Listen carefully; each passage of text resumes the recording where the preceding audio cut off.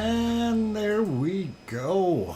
The microphone is on. Welcome, everyone. Glad to have you here on a wonderful Saturday. And it is January the 21st here in Edmonton, Alberta, Canada.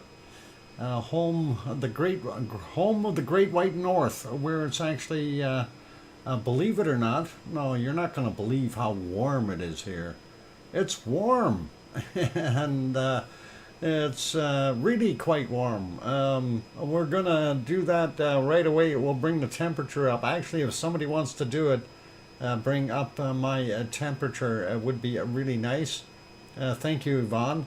And there you go. And that is shocking. We are melting. We are melting. Yvonne, I'm glad you brought it up because that's just rubbing some salt into the wound. It's colder at your place, I know. Aliens did it. Possibly. See, look at that. -1 there for Yvonne. That is cold. A reason I was not wanting to bring it up was because I had typed out who gets the cookies already, and I didn't want to erase that. But thank you, Yvonne. And yeah, I know you're speechless. It is one of those things. And yep, it happens sometimes. We call this time of the year, it's actually when we get southwest winds coming in here, blowing some warmer air in. We refer to it as a Chinook. And that is a native Indian word for warm southwest winds. Chinook is what they call it. And that's kind of the same as in Russian, where they have the word puppy is a Chinook. So that's what we've got. And it is warm, and that is nice, and nice to see. And some of that snow on the balcony is melting, things like that, and that's all right. But the ground is still very frozen, very solid-like, so... and I guarantee you by next week we'll be back down to our freezer temperatures that we normally have. Oh my God, look at that. Cole Harbor is even colder than here. -3. That is horrible, Sue. Anyway, first person in today. Well, first person and cat is Hermione and Fluffy. So Hermione gets some stacks of cookies there. And some couple of mice for Fluffy, and I hope Fluffy enjoys those as well. And that is all cool. And anyway, like I say, glad to have everyone on board. Really not anything super major happening in our volcano world today. Everything seems to be on relative quiet terms.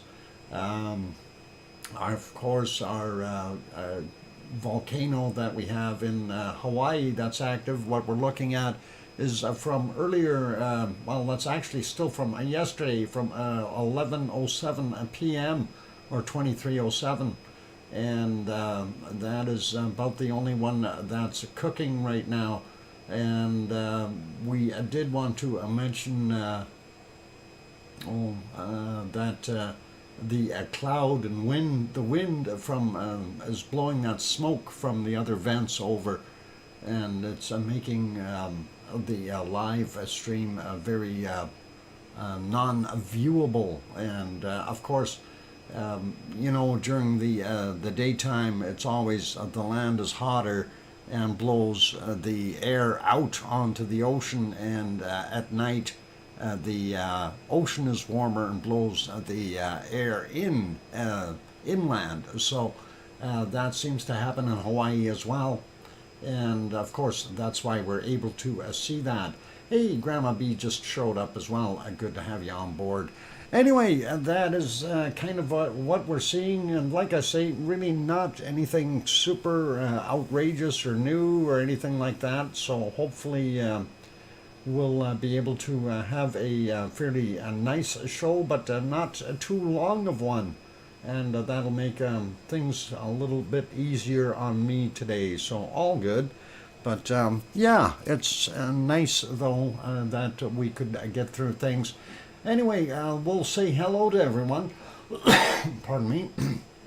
And we'll start out by saying hi to Lizoid and Sasha and Sue and Grandma B, of course, and Henry Nelson and Hermione and Fluffy and Sue Hayes and Juliet is here, and of course Yvonne Kunkel. Good to have you on board.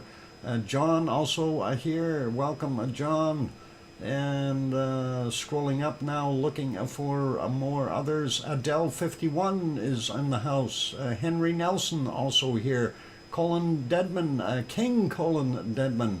Colder in England than in Alberta. Odd times. Yep.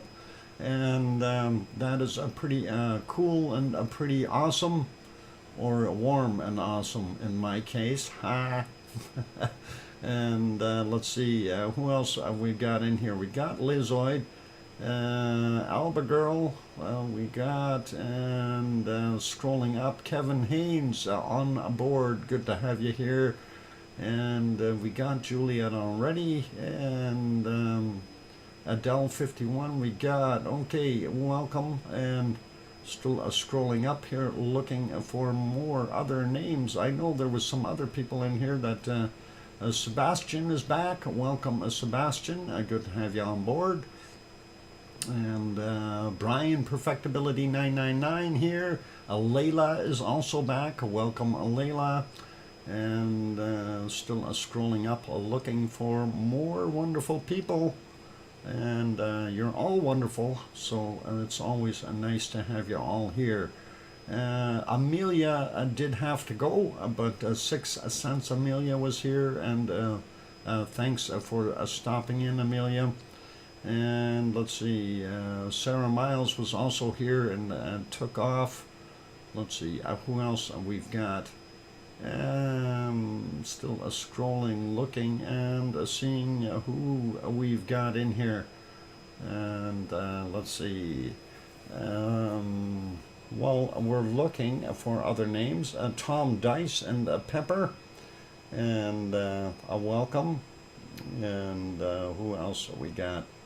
I was going to say a welcome to the moderators: Arizona Snowman, Piggy, C&D Boy, and we have Lucas Snow was in, so good to have you on board, Lucas, as well as Gary 24/7 Live, AZ Skies, and possibly Joseph Fields, Texas as well, and there could be a few others that may be lurking as well. So always nice to have the moderators in, and they do an awesome job. Oh, I see Joseph is here. Or still is. And good to have you on board. Anyway, looking up the list here, I don't see any other names right now at the top. Let's slide back down to the bottom. Alba Girl we got, so that is all good. And let's see, I think we are just about okay with names, and we did get Grandma B, and I think everyone else in here, so we're good for now. Anyway, yeah, so Dave Kruk just popped in as well. Welcome, Dave, glad to have you on board. So, yeah, as I was saying, you know, there really isn't a super lot going on in our volcano world. I did make another little time-lapse video during the morning hours. OFU Lux from Luxembourg just flew in. Welcome, good to see you. And nice to have you on board. I'm going to play that video real quick, and it is very similar looking to the scene we see now, because it was somewhere around this time era that I started that video. So let's have a quick peek, and we'll see the time lapse go here as soon as I can get it started. There we go, and that is what we seen. There wasn't too much smoke in there, so it wasn't that bad, but I like watching the lava move a little faster. It's not quite so slow and tedious, and being able to see some of that eruptive activity is kind of nice. To me, it looked like it was spurting up a little bit higher than normal again, and some of the shots appeared to be possibly about 2 or 3 meters high as far as those little bits. Also noticed a lot of little spouts kind of spraying upward all around the lava field, and some overflows or outflows that we've seen that have breached the lava dams that had been built up over the last 24 hours or so. So very cool to see that. This video actually ended up being a little bit longer, so I was kind of nice to be able to see that. Looks like melting a chocolate, bubbling a chocolate. Alba girl, that is a good analogy. We like it. And yeah, all the way around we had some small overflows and bursts. So nothing super major, but it's nice to be able to see some of it in action, and that was pretty awesome. I know up in the front area here we'll see a little bit of an overflow. Thor, welcome. Glad to have you on board, and nice to see you. There's one over on the right hand side that just popped, a little overflow, and then we'll see another one just about in the bottom center area right away as well. Quite nice to be able to see those, and very neat, very interesting. So I like watching that stuff. It looks pretty cool, pretty awesome. Still not sure exactly what the flow rate is. And I did look at the update for Kilauea from USGS, and wasn't seeing anything major in the update. And basically they say activity summary, the summit eruption of Kilauea volcano within Helemaumau crater continued over the last 24 hours. All recent eruptive activity has been contained to the crater. No significant change have been observed at the summit or in either a rift zone, and they're still sticking with their numbers of about 3,500 tons per day of SO2 being dumped out, and that kind of thing. So really nothing new there, and that is of course pretty status quo, if you want to call it that. Hey, Oz is on board. Welcome, Oz. I'm glad to have you on board, and nice to see you. And Wonky Donkey also made it in. Good to have you here, Wonky Donkey. And yeah, you see some of those lava flows there, the overflows or spills. Looked pretty cool and pretty awesome. And yeah, this video ended up being about 5 minutes long. It is running at about 32 times a normal speed, which is not as quick as it could go, but definitely a little faster than just normal flow rate. And I figured it was nice to be able to watch it a little bit and see what was going on there. And we know we're getting to the end of it because the smoke or a wind pattern changed a little bit again, and did give us a little bit of cloud. And I was thinking of stopping it a little earlier, but I thought, yeah, we'll let it run, see what happens. And I think it kind of paid off a little bit there to let it go for a few more minutes. And looks pretty good. Mars 2028 also on board. Good to have you here, Mars. And yeah, it looked pretty nice to see the lava bubbling up like crazy and flowing out. It certainly is an interesting jigsaw puzzle that we've seen there. So That is about what we've got, and that looked not bad. That is the video. And like I say, that was just about 5 minutes in length. Not bad. We're back to current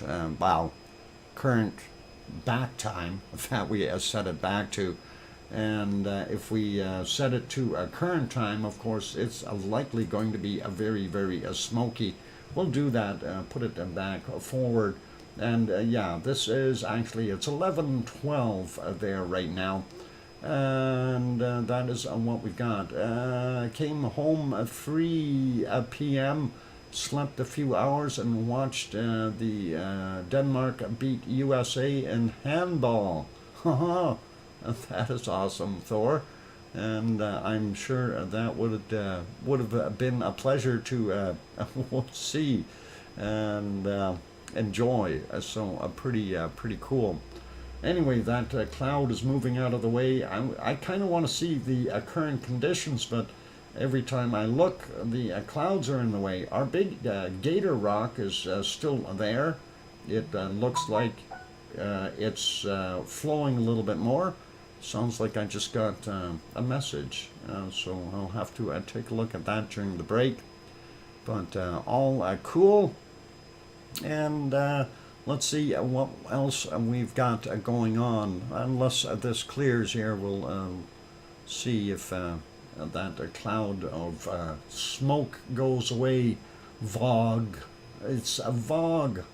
Volcanic fog. And containing all kinds of things you don't really want to breathe.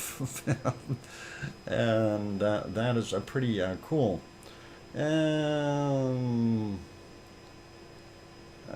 You really want to watch the sparks fly when India play England. Literally anything? Literally anything. Okay, cool. Anyway, yeah, looks like we're getting fogged out a little bit more. So I want to go and take a quick look at the other shots. Of course, this was from 6 a.m. I'm not going to worry about that one. That was not bad as far as capture, but smoke in the way. This, of course, is the shot we used for our start of our show today, the thumbnail. And that looks actually not bad. It does show you that we do still have quite a bit of lava within the old lava pond. We do still see the Hornito there, and the primary event was still smoking like crazy.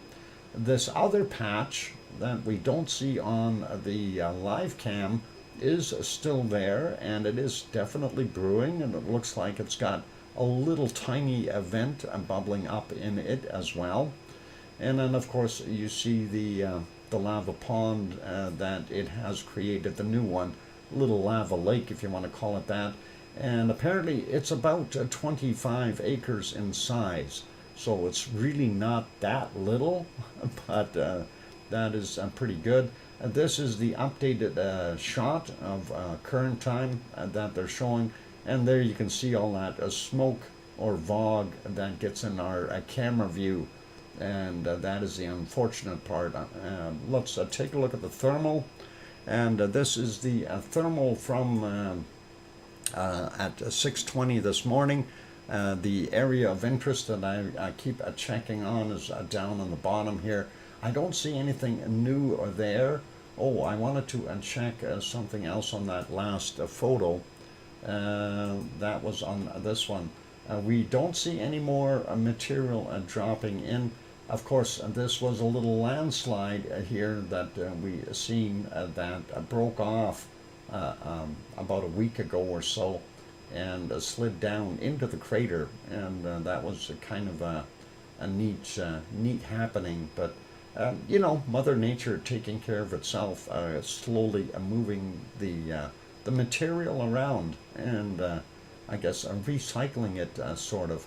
But anyway, getting back to the thermal, we don't really see anything new. We do see a few overflows, and some of the older ones as well. You can see the outlines of them, so that's kind of neat.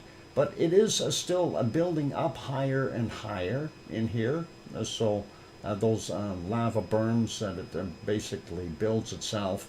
They do get breached every once in a while, but as most of what's happening, it is building up in height. So we'll likely see some larger outflows, or longer, I shouldn't say larger, but longer outflows in the future when we take a look at these thermals, and that'll be a very good indicator of what's going on. This was the nice shot from this morning for the B1 camera. And of course you can see the primary event area right about there. And you do see some other hot spots where it was bubbling. And that other little circle, if you want to call it that, over there, or I don't know, it's not a tow hole yet, but it is, it's still doing its thing. And we'll see what happens to that one. That one isn't building up in height as much as this area. And let's refresh this one so we can see what it looks like now. And here's the shot of that. And you can definitely tell that we are building up in height. You can see the a downward slope on the edges here. And that's a pretty good indicator. Like, you don't really see it here in front of the camera, but you do see it on the edges. And even over here, you can see that it is a slight downhill slope to the far side.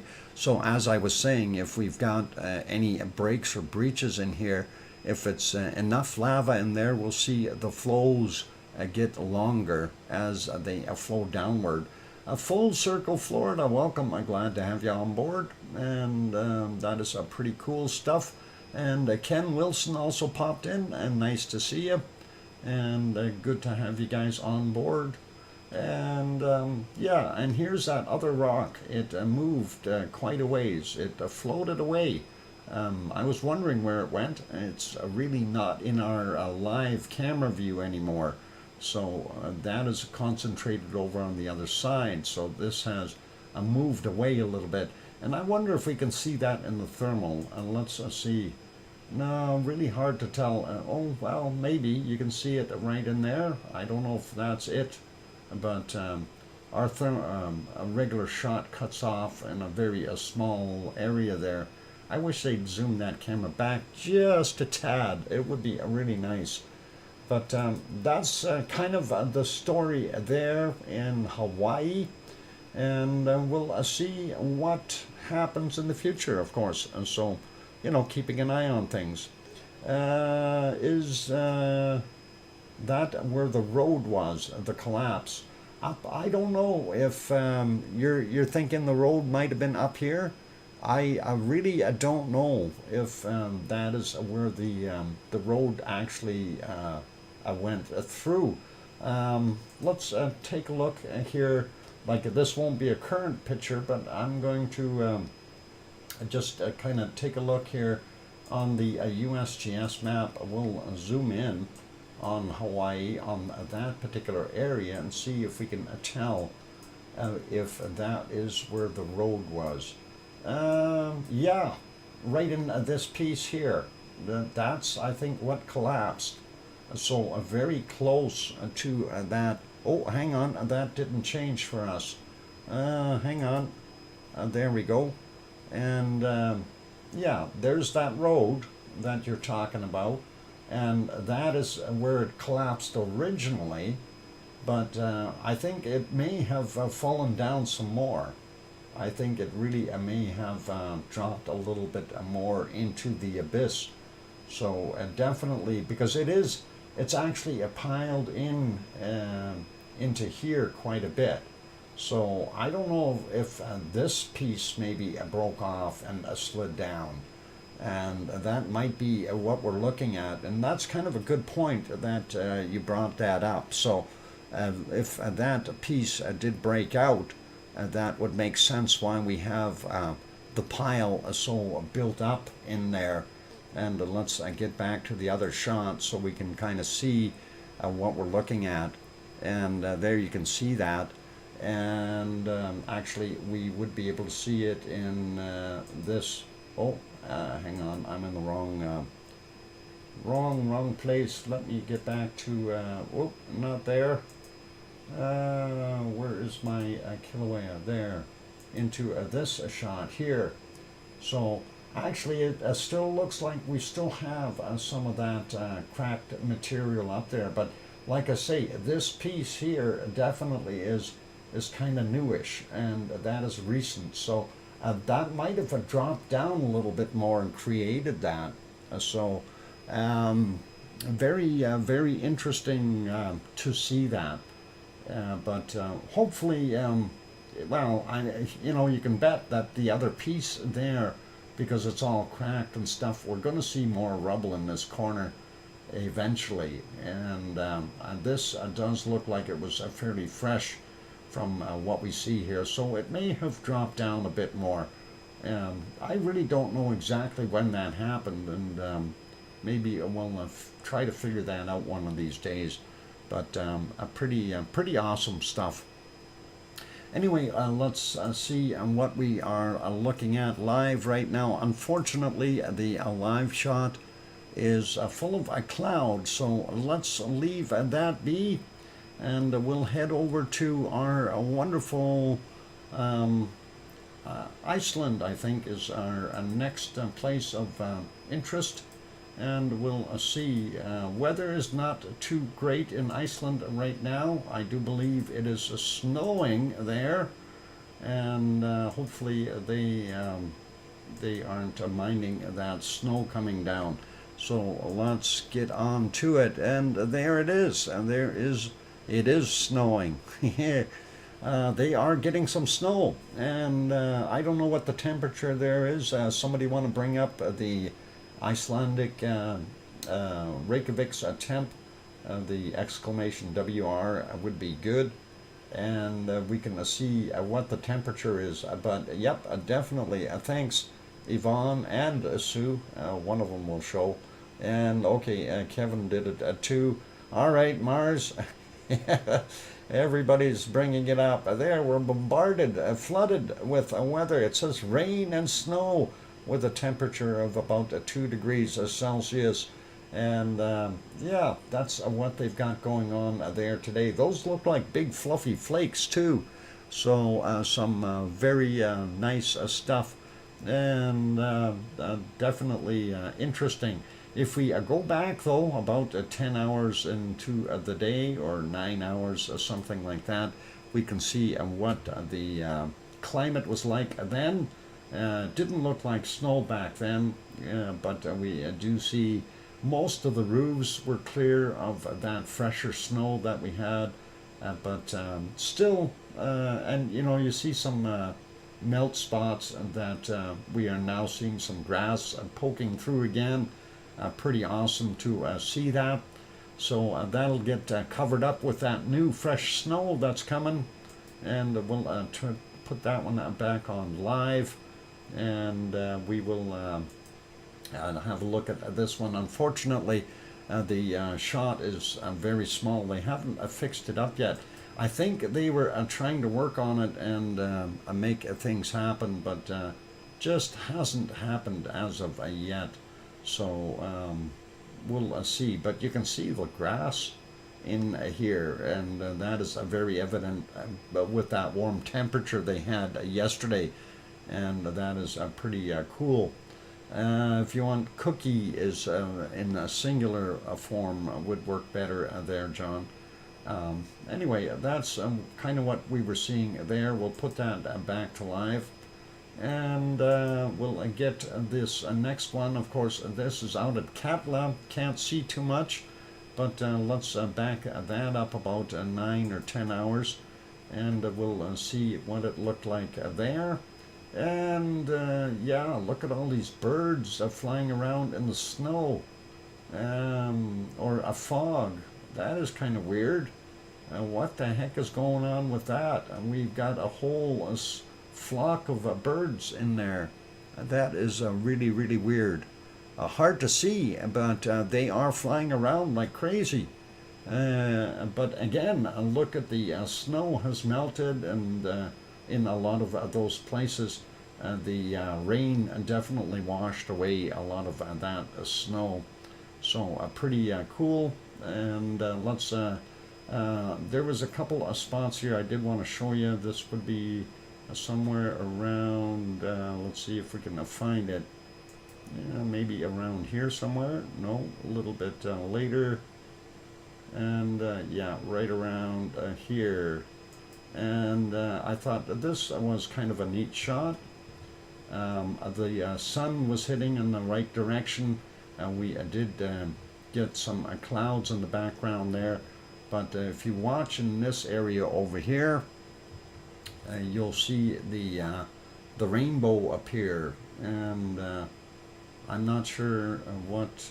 Let's see if we can get that to go. It's starting to change color. There it is, and very nice rainbow in there. So that was kind of nice to have that happening. And I like seeing rainbows. And the pot of gold would be down there somewhere, right at the end. And that is really neat. And yep, hopefully most of you can see that wonderful rainbow that is in there. And that may even be a snowbow. But definitely a rainbow. And nice to see that happening there. And definitely, yep, a bow. It is. And actually, when I was looking at it, it almost looked like there was 2 or 3 rainbows in here at one point in time. The whole area looked like it was fairly colorful when I was watching, and it was only momentarily when it did that, but it looked pretty cool and pretty awesome. And those birds were still flying around. We see a lot of birds here all of a sudden, and I'm wondering if they were nesting in here or something. Who knows what was going on there with them, but lots of birds here on the cliffs. So very, very cool. And that is just something to share with you guys. Anyway, let's take a look and see. We didn't see Katla too much. Katla was buried in the clouds. So even if we went ahead a little bit and out of the rainbow zone and went a little further, we did see a little further on back, but no rainbow and no Katla. And then it got mucky and dark again, so I didn't see that. I know it's a break time. Let's take a look at the other one. Down on the Reykjanes Peninsula, it is snowing right now as well. But if we go back about 9¼ hours or so, that is a pretty good indicator that a lot of that snow has melted. And if you remember from yesterday, it was only partially melted. We see a whole bunch more, and it really makes it look like a different style terrain. Of course, you see our steam geysers in here, and there's another one laying in here somewhere. Yeah, the little guy right there. And then this one that they've tapped into for geothermal power, that they are producing electricity for our good people of Iceland from this point. This is one of them. There are multiple power plants that they have using geothermal, so very cool. And if we move on a little later in the day, you could see that snow was starting to move in. It was a little bit hazier there, and I think right around here, yeah, still actually that was a little clearer. You could see a little further, so it wasn't too bad at that point in time. But as soon as we got near twilight, it started looking a little bit more dismal. Of course, you can see the 2 towers in the back, and you can see the lights of Grindavik over here, and of course the power plant. No glow from Reykjavik yet, it's too early. And if we go back a little bit more, you can see the clouds lit up from the Reykjavik lights, and of course the towers there and Grindavik. So let's put that back on live. I know you can see the snow falling right now, so definitely happening. And it is a break time, so let me put it back to our wonderful shots here from, I was going to say Katla. It's not Katla, it's Kilauea. Yeah. Started with K though. Anyway, I think we'll put it back to the earlier scene though, and give you a better look at the lava. Actually, that looks not bad right now, but I guarantee you that cloud's going to move in. And you see that the lava level did drop a little bit because those berms are a little bit higher again in the background. Anyway, let's put that back to somewhere where we can see a little bit more lava happening, and that would be somewhere around here. So let's take a look. There we go. All right, 2:19 in the morning. Okay, that's really cool. Now, for those good people who are here, if you have not yet hit the like button, please do consider doing that and help us out. Of course, we are trying to get over that 100 mark. That seems to be the magic point. And I see we've got 43 in here and only 38 likes. It would be nice if a few of you get bop that like button. Also, for those who have not yet subscribed, we do have a subscriber only mode on for a 1 minute wait. So if you hit it, you can be in the chat within a minute. And that is tuned down a little bit so we can allow more people in. Anyway, on that friendly note, we will crank it back up though if we need to. And on that, I'm going to go take a break. Keep smiling, be good, be kind, and I will be back real soon, 5 or 6 or 7 minutes, and that'll all be good. Don't go away. Thanks, guys.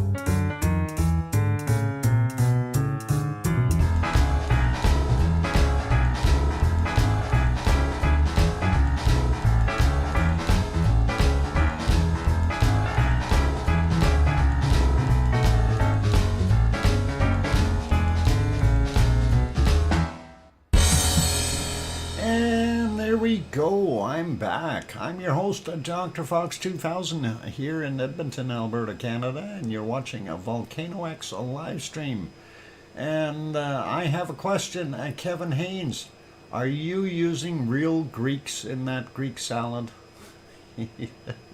Yeah, if you're putting real Greeks in there, that, never mind. Okay, let's leave that alone. Thank you for the welcome backs from Oz and Sasha and Albert and Mars 2028 and Hermione and Fluffy and Sue and let's see, John Raper and I hear you, Dr. Fox 2000 from Sharon Stewart.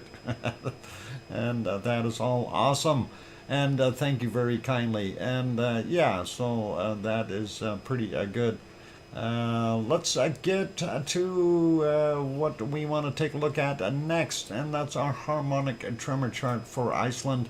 And we'll get that updated so we are up to date on what we see, although earlier it was an up and down situation. Let's take a look and see where we're at now.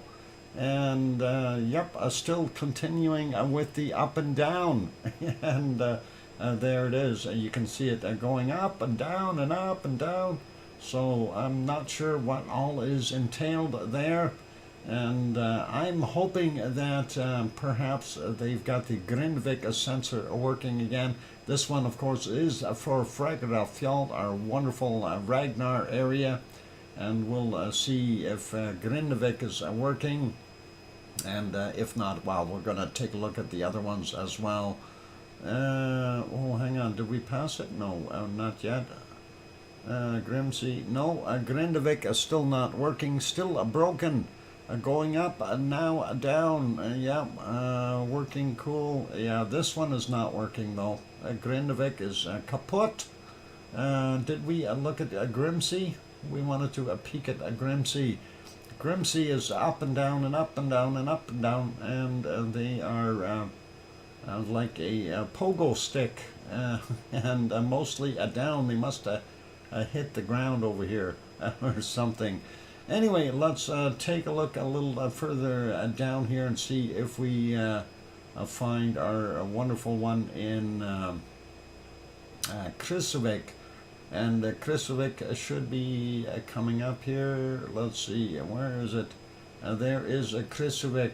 And Krýsuvík, I don't know if this is a sensor issue or what was going on there, but it definitely did go way up right around just before midnight, I guess. And then it dropped back down quite a ways, and then went back up and back down and back up and down. So makes you wonder what was going on there. Maybe we've got some magma trying to infiltrate the system, and that could be what was going on there.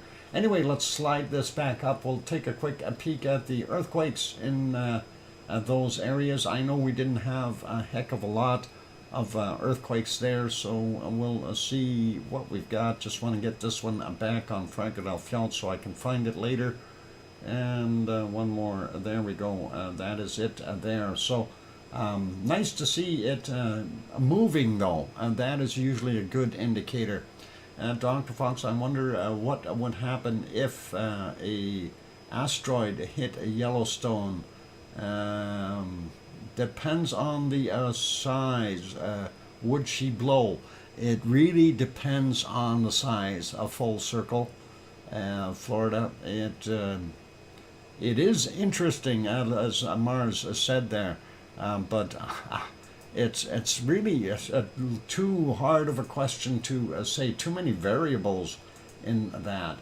Anyway, looking at what we've got, indicating about 40 earthquakes in the last 24 hours there in our wonderful Iceland. And let's take a look down here and see what we've got. We've got nothing off the coast of the Reykjanes Peninsula, and we don't see anything within the bounds of our Fræðarfjall system either, and that is this outline here that is kind of going around.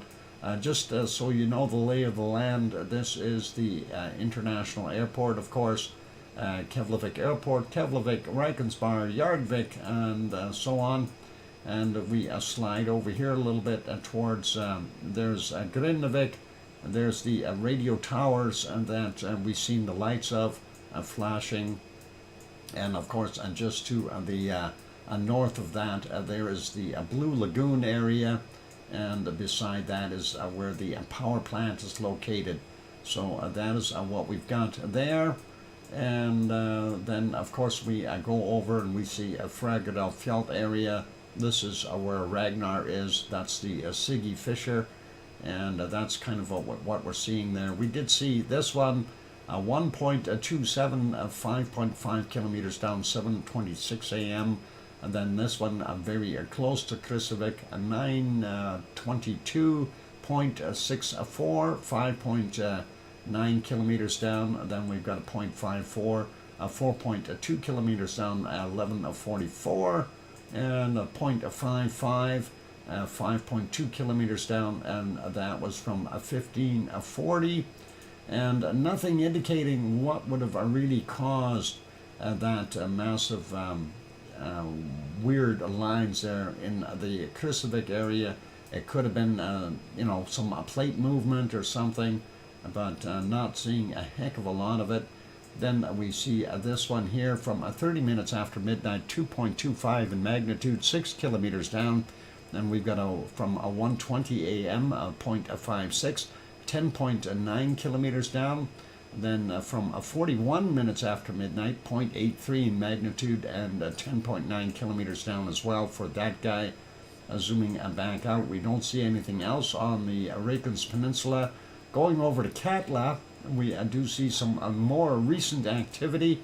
We've got this one from 1957, a magnitude 1.2 and 8.9 kilometers down. And then we've got a magnitude 1 from 1430, 1.7 kilometers down, and magnitude 1.62, and that is 167 meters down. So pretty much a surface quake.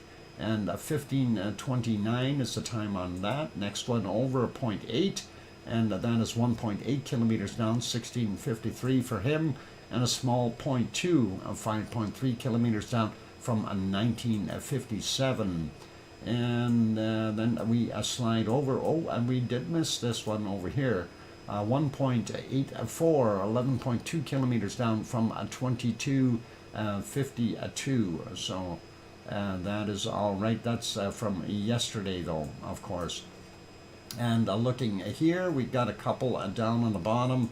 This one, 0.96, 1.4 kilometers down, 6:33 in the morning. And then at 7:22 in the morning, we had a magnitude 1.37, 1.6 kilometers down. Moving up a little further, 1.55. 2.55 kilometers down yesterday's at 2200. Moving up to Grimsvatn, didn't see anything, but up here at Bardabanga, we do have 3, and that is 2:55 a.m., 1.7, and it's 1.6 kilometers down. And then we've got a 0.89 at 13.4 kilometers down from 8:54 a.m. Then this one, 8:20 a.m., magnitude 1.44, 135 meters down, or surface quake as we call them. And that is what we see there. Moving up, we do see Asja. Thank you very kindly, full circle, Florida, and 360 Florida, for that wonderful super chat. Full circle. Florida. Got it written down here. Thank you very kindly for that wonderful super chat. Do appreciate the support. Let's ask Doc, if an asteroid hit Yellowstone caldera, would she blow? And again, the important thing to kind of throw into that is how big of an asteroid are we talking?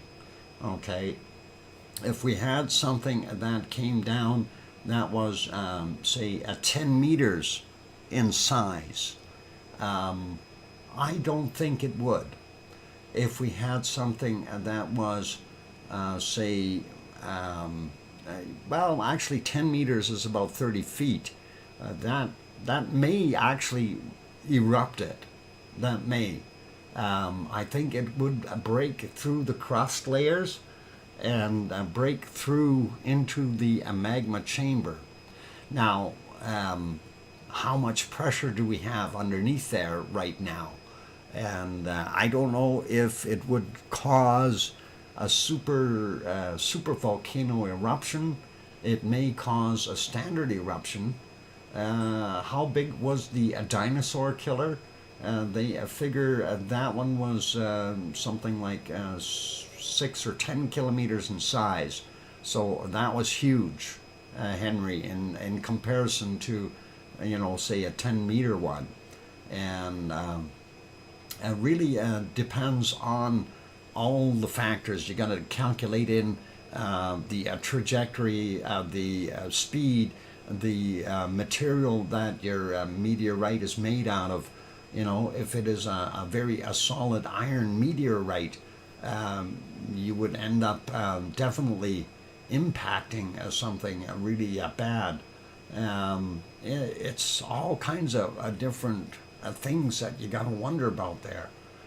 It's a good question though, and let's just hope it doesn't happen.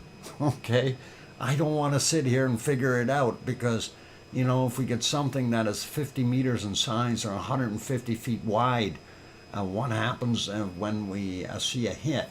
And when I bring up the 10-meter one, 10 to 15 meters is what hit out at the meteor impact crater site in where we have our Barringer crater, and that is a pretty big hole, and that is a pretty deep hole, and that would have broken through the crust of a lava chamber. So GeoHub just posted a video on an asteroid that hit the Ukraine. It was not on a volcano, but interesting video. And I was going to watch that video, Sue. I missed out. I didn't have enough time. And I did see that video, though. I would like to watch it later today. It would be interesting. That is something that is definitely doable as far as, it could happen. But chances are slim. Okay, so I'm not going to lose any sleep over it. But anyway, let's get these earthquakes finished. And Astja, right here, we have a 0.68 of 3.5 kilometers down from 1345, and then an older one from 2320 yesterday, 1.15 at 3.2 clicks down, 0.56, 6.2 kilometers down from 1220. And then we have another one from yesterday at 2354, a 0.26, and that is 5.6 kilometers down. Moving over a little bit, we don't see where that is. It's not really Bardabunga. There's a Bardabunga up there. And we see this one, 0.66, 5.6 kilometers down, 835. And then we have a 0.54, 6.3 kilometers down, a 1430. The next one is from 1537, 1.19, 6.7 kilometers down. Now we'll move up to Herdebreit, and there's Herdebreit, and we see a 0.69, 6.8 kilometers down, 1508, a 0.99, and 4.9 kilometers down. Yesterday's a 2334. We got a 0.49, 8.2 kilometers down, and that was from 8:17 a.m. And this one is from 2205, a 0.86, and that is 8.3 kilometers down. Then we've got another one from 2205, 6.5 kilometers down, 0.8 in magnitude, right near Herdebreit. And a couple more up here. We got this one, that is 1.05, 2.5 kilometers down, 1239. and a 0.41, and that is 1.44 kilometers down, 8:48 a.m. And then let's see how many more we got left. Not many. Let's do these before the break. 0.2, and that is 5.1 clicks down, 1944 for him. Then we've got a 0, 5.6 clicks down, yesterday's 21:36. And let's see, there's a third one in there. Let's see if we can get it. 0.4, 8.4 kilometers down from 1628. Moving up here, we got a 1.6, 6.1 kilometers down today at 22 or 21:25. And then a 1.06, 4.2 clicks down at 2:21 a.m. And one more to go, and then it'll be break time. 1.15, 10 kilometers down, and 11:05 this morning. And there's your quakes for Iceland. And did not get an alert today. Holy mackerel, Gary, that is too bad. Let's put this back on some lovely lava, and we'll get that music ready to roll. For those good people who are here, if you have not yet hit the a like button, please help us out. That would be awesome. Also, if you haven't yet done anything there with the Eye of the Sahara, you know, the Eye of the Sahara, you take a look at that, that is Atlantis. That's a discussion for another day. Anyway, I'm going to go take that break, you guys. If you haven't hit that subscribe button yet, would be awesome if you could. And please do hit that like button. We are trying to get over that 100 mark to help out with the YouTube analytics. On that friendly note, we will have bacon seeds when we come back from the break. And I'm going to go take a 5 or 6 or 7 minute break. Don't go away. Lots more to come. Thanks, guys.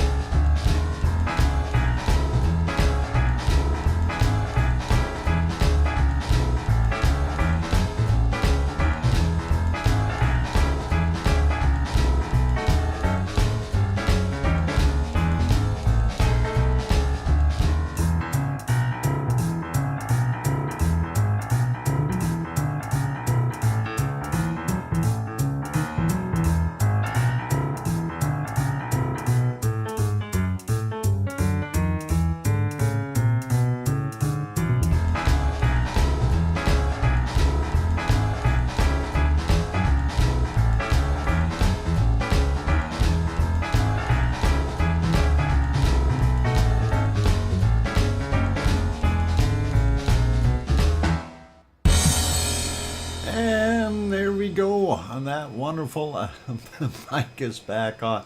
I'm still laughing at that one, Full Circle, Florida. And thank you for the welcome backs from Alba Girl, and Duchess of Elements is here. Good to have you on board, and welcome.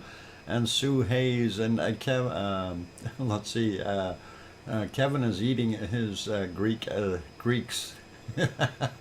And thanks Mars and John and Hermione and Fluffy, and there he is, Kevin, and yeah, those he's going to be a billionaire as soon as he can catch one. I love it. Three-legged chickens, that is awesome. And thank you. I can hear you, DrFox2000, all good, from Sharon Stewart. That is really, really wonderful. Anyway, on that friendly note, we do know it is a time to go have a look at our bacon seeds for today. And let's see if we can get them on the screen. And of course, that is the last one that we seen from yesterday. We do know that Piggy is still confined to her piggy jail, her sty, and because of her hips and stuff. She did mention that she had a little bit of a better movement today when I talked to her this morning. So that is all good, and signs of slowly healing. And anyway, let's see what Piggy sent us for today, and we'll go from there. And this is the first one, of course, and that is somebody sticking out their tongue at you. And that is a beautiful bacon seed, kind of like these Smarties. And how cute and rude. Rude and cute at the same time. Wow. What, a snow piggy? Yeah, that one is pretty white. You gotta admit that, and that is pretty awesome. And next bacon seed is this guy, and he looks like he's not starving, that's for sure. And he's out and about doing a walkabout, which is really good. And you gotta love it when you see that. And yep, spots. He looks like he's got a cat head on the side of his body. You can see the two ears and kind of the whiskers there and stuff. I don't know, maybe that's just me. And proud piggy, there we go. Yeah, Pink Floyd, Animals, pig on the wing, and three different ones. Okay, pretty awesome. Here's a funny looking little critter. He's staring down the camera going, huh, you gonna take a picture of me? Yeah. I can, oh, I see the cat head. Awesome, Sharon Stewart. And anyway, this is our next bacon seed. A beautiful looking little guy. He needs to eat a little bit more. His belly isn't quite as porky as the other ones. So pretty good. And let's get to our next guy. And here's a smiley little fella looking right at the camera, going, yeah, what do you want? Gotta love these wonderful smiling pigs. Dalmatian pig. Yep, we get a lot of those there, Gary. I don't know why, but they are awesome. Smiler. And yep, I gotta love those smiles. And talking about a small, here you go. This is just a very tiny little teacup pig. And wow, very tiny when you look at that. And yeah, I'm sure, Henry, I'm sure that's what they all say. It's a twee, yeah, teeny weeny piggy. Yep, a very tiny little guy. And yeah, very little. I didn't, I never thought they really had them that small. But and here's I think a 6-pack or something like that. For you to enjoy some more Dalmatian pigs mixed in the into the brood here. very young little guys, and they are awesome as usual. Um, Full Circle, Florida, yeah, bite size. Newborn, smaller, yeah, yeah, they are. Hi, all home now, done lurking. Excellent, Tom. Glad you made it home safe and sound, both you and Pepper. At least I think you took Pepper with you when you came back, right? You didn't leave her behind. Uh, Otherwise, you'll be driving back real quick. Let's do it again and get to the next one. And here is another one that is really, really small. And that is a very tiny little baby piglet, teacup pig again. So very, very cute to see. And you gotta admit they are awesomely cute when they're little like that. And they, all babies will be. Will be lurking for the next 3 hours, Doc. Oops. Yeah. Oh, I know she's home with you. I was just kidding. You wouldn't leave Pepper behind. Besides, she's got the keys, and she's doing the driving, and you don't have a choice. Anyway, let's keep going. And here's our last bacon seed for today, and that is this little guy. And again, a smile, a wood box smile. There you go. You can't get better than that. Light a fire, Tom. Yeah, pretty nice to see. When you see those expressions, that is just a gorgeous little smile. And Piggy and the sun, smell of that. Yep. And very, very nice to have that wonderful little guy on board. Anyway, that's our bacon seeds for today. So Piggy, if you happen to be listening, thank you very kindly for sending in the bacon seeds as usual. And you are awesome at doing that, and really I do appreciate all the wonderful bacon seeds that you send us, and enjoy being able to show them with our entire Lava family here. So a very big thank you and hugs, and glad your mobility was a little bit more today, little bit less pain, and that is always a little better. So just keep taking it easy, and just a little bit of exercise, small steps, and you will be able to get there. Anyway, let's carry on and look at some of our other wonderful volcanoes around the planet. And we will take a look, of course, here first. And that, of course, we are on the island of São Jorge in the Azores. And that is coming down that mid-Atlantic ridge from our wonderful Iceland. And there is in the middle of the Atlantic, the Azore Islands, and we are seeing one of the small towns right there, and the harbor all lit up, and that is what we see typically. That looks like, not that shot yet, the other one, and that looks like that during the day. That's not today's, but that's typically what it looks like.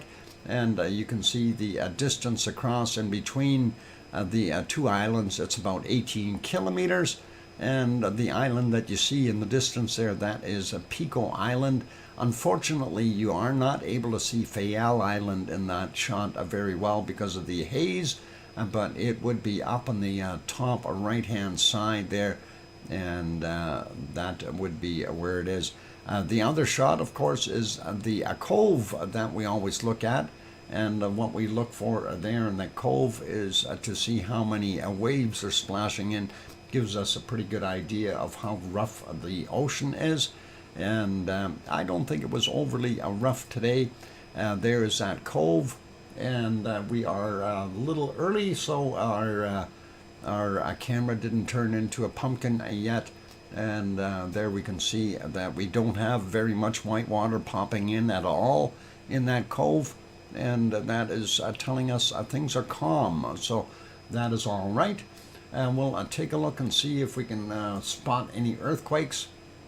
And we don't see anything new there in St. George. Anyway, this map or a page only does the island of St. George. This is the basically the epicenter of where things would be. Normally, they suspected the volcano was going to be over on this side. That uplift has kind of subsided somewhat and just gone quiet. We do see more quakes right here as usual, but nothing really has become of it. And it's been almost, I think, a year since they went to condition yellow on that volcano. Let's take a look at the other map. I'm going to refresh this one, of course, so we get the latest data. And right off the bat, we see that we only have a 2.1 showing from 3:05 a.m. And we'll make that map a little bit bigger so we can see where it is. And of course, here is our St. George Island, Pico Island, Fayal Island, Terceira over here, and San Miguel Island. And of course, this is where that quake is 18 hours ago. And that 2.1, as they indicate, 4:05 GMT is the time on it, or 3:05 their local time. I guess they're 1 hour off or something like that. So 3:05 a.m. for them, and that is about it. So nothing else there, and we will get back to looking at our next set of volcanoes. And that is moving over to our wonderful Popocatépetl. And as you can see, we've got a plume that came out of there not too long ago. 16:23 is the time there locally right now. And of course, that is 4:23. If we back that up a little bit just to see what was coming out of that crater. And you can see it wasn't coming out very quickly. I'm advancing it 5 seconds at a time here, trying to see.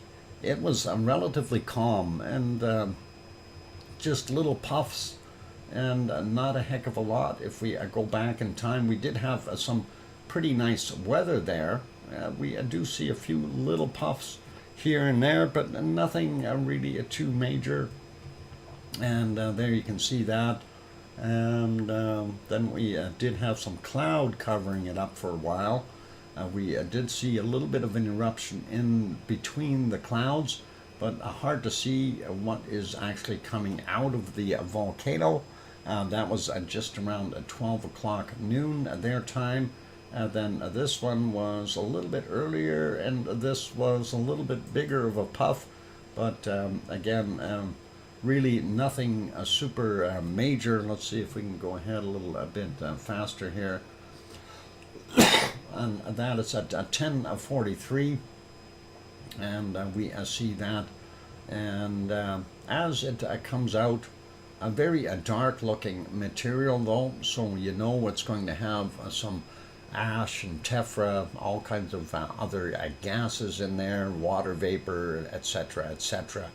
And really not sure, you know, and if I don't advance it, we don't see very much movement at all. So very slow process for some of these. And that volcano with what? Yeah, let's be nice, be nice. Remember, this is a family rated channel, and there is we need to make sure that we contain our gas. Right? Never mind. Another one coming out here, and this one at just about 10 minutes before 10 a.m. their time. And again, that one is fairly dark in color, lots of ash and material in there as well. And let's see what else we got here. There was a few more like that, and you know, pretty much repetitive. let's see if we get to the earlier morning hours. We did have this guy popping out as the sun come up, and again, you know, if I don't advance it, it doesn't move a heck of a lot. Very slow activity, but that is our morning sunrise scene, if you will, and that didn't look too bad at all. And again, a very dark material, so pretty cool. And let's see, Alba Girl, are you leaving? Or Adele is leaving, sorry. Adele, good night to you if you're leaving. And we'll see you hopefully in tomorrow's stream. And let's see, we had a pretty nice sunrise there from the looks of things as it popped up. And then getting into the nighttime scene, we see a bunch of stars, and the clouds, of course, were getting a little on the thick side in the background, but we did still see some stars up top. A little bit of glow from the volcano, but nothing overly major. And if we go back a little bit more in the nighttime hours, this is about 13 and a half hours ago. Really nice star shots in the back. And of course, we see a little bit of lit up gassing happening there. And that is about it. Nothing else to report for Popocatépetl, and that is 70 kilometers south of Mexico City. And we'll leave that one be. Next one is, of course, Fuego. And Fuego has been in and out of the clouds all day long. And let's see if we can actually find it peeking out here. There it is, and there's a Fuego. That is at 1:49 a.m. there, or p.m. I should say, their time, just after, just about 2 in the afternoon, and very quiet for the most part.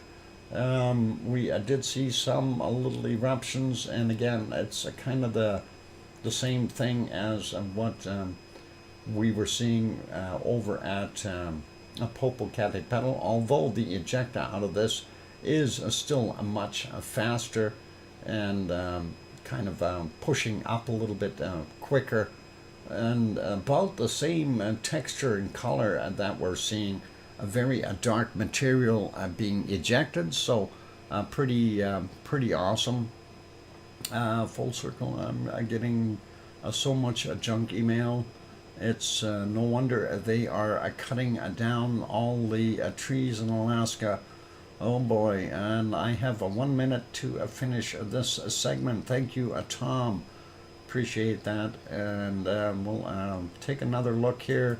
Here's another one that we've seen earlier from 9:26 a.m. Again, really nothing major coming out of these volcanoes. And let's see if we can get back into the wee hours and see anything. And I didn't see anything much. We do have one spot here where the candle did light up, and there is the light on the top of the candle. And of course, let's advance it a little bit so we see that eruption. And maybe one more. No. One more. Oh, there, I went too far. Let's let it run through. There we go. And the candle is lit, and you can see when it does pop decently, it does have a bunch of lava bombs and all kinds of nice ejecta, and throwing all kinds of material out, and covering the top of that cone, lighting things up. And you can see the fact that it's still lit up very well is because that cloud is not moving out very fast. The initial pop definitely was, but the rest of it is just kind of going slow, and it is a beautiful thing. I do like that. What flying bacon bits, you better believe it. And we see how far some of them flew, and we've seen some that flew over here before. And I really have to kind of admire those people that come up on that hill and they're taking pictures. And some of the ones we've seen, the lava bombs are right in that area, so very dangerous for them. It is a break time, you guys. One more quick volcano. Of course, this is Messiah. We don't see anything down in Messiah. That is in Nicaragua. It's too foggy and full of a fog. I don't know if it'll show up. No, we can't see the lava today. Maybe later once it gets darker.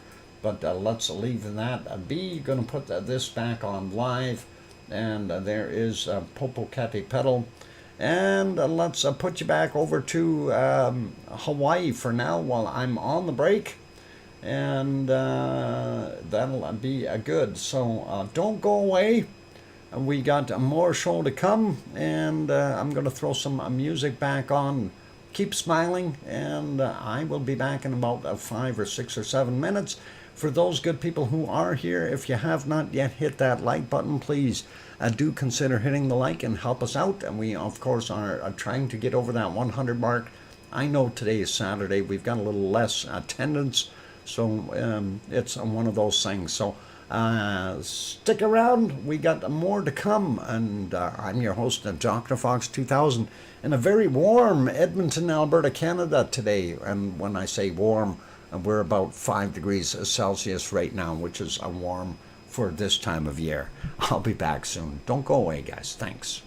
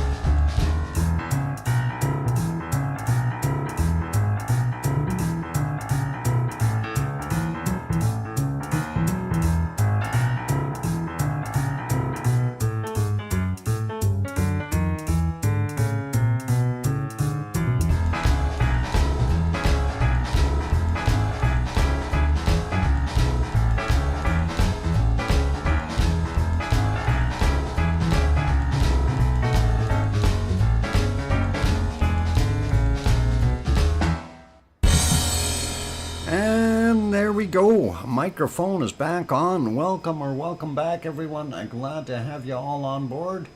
And nice to be here today on a wonderful Saturday afternoon / evening. It's a beautiful day here in Edmonton, Alberta, Canada. And let's see, we have the welcome backs from Oz and Duchess of Elements and Sue Hayes and Mars 2028 and Alba Girl and John Raper and Kevin Haynes. And thank you, everyone. I appreciate that. And let's carry on with what we've got. And I'm sure we'll see Sharon Stewart going, "I hear you, DrFox2000," any second. She may have snuck away. Do you follow Randall Carlson work at all? Randall Carlson. Why does that name sound so familiar? It sounds familiar. I'm trying to think. What's he do? Is that the guy that talks about climate change? Is that the one? Or hang on, I'm trying to think of who he is. Don't recall offhand. Full Circle, Florida. Honestly, I don't remember. Okay. Anyway, let's carry on with our show. And of course, our next place on our agenda is to go over the Scaplands. The Scaplands. I don't know. Doesn't ring a bell offhand. But the name sounds very familiar. I may have seen some of the material from there or read stuff from it, so I don't know for sure. But Scablands. Okay. Was a most mostly Earth and geology history in Scablands ring a bell. The geology part does, and that may be where I remember it from, Randall Carlson. But I'll have to check into that later on if I have a little bit of time. So we'll work on that. Anyway, there is our wonderful. Let's straighten that out a little bit. And there's our wonderful Merapi in central Java in Indonesia. And that is what we were seeing. I didn't see a heck of a lot happening there over the course of the night. We did see a very interesting lenticular style cloud build up on it, like it had a little bit of a cap. And it looked pretty neat and awesome. Didn't see too much happening. We do see on the thermal that there would have been some lava from right in this area here, but that lenticular cloud, of course, covered most of it up, and would have been interesting to see a little bit more lava. Usually it's difficult to see lava coming down the side of that one. But there we do see a little bit, and that is awesome. And you can see it there as well. So very good. Let's see if we can see a little more if we back it up a few seconds at a time here. And see if we can spot where that ejecta came out. And backing up a little bit more. And still I don't see it. Maybe we should go back 10 seconds at a time, see if that'll help it out. And really I'm not doing a heck of a lot. Okay, that lava was sitting there though, and we do see a bit, so nice to have a little bit of bacon from it, but not seeing a heck of a lot. Let's back up a little bit more and see if it was there. Well, it wasn't that much there, but the thermal is indicating that that area is fairly hot.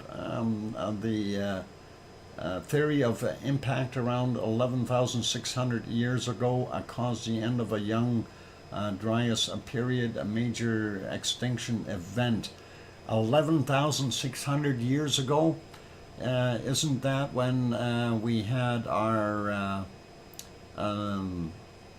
roughly then when we seen some stuff happening in our Sahara Desert when the glass was formed there. That's kind of that same era, 11,600 years ago. And I'm wondering if that might have had a couple of impacts or bursts that cooked things. So that might be something I do want to get into and have a little bit more of a look at. And that might have been multiple shots onto the planet. Because if you look back in the Sahara's history, you will see that's when we seen the glass formation where the glass or silica was turned into glass around that time period. And it would have been kind of an awesome thing to see, which back then it wasn't, it was still fairly lush in that area. So it would have caused a fair large extinction event in the Sahara Desert as well, which wasn't it was more savannas back then rather than deserts. So interesting concepts. We'll have to look into that. And yes, please do with all of the fear-mongering. Thank you. Yeah, it does look interesting. And yeah, the eastern Washington state, that the outbursts and floods, and yeah, that would have been around that same time era when our stuff was receding, as far as the glaciation and so on in the western portion of the upper states and throughout the Canada there. Rickshaw structure no longer went much longer than in the past.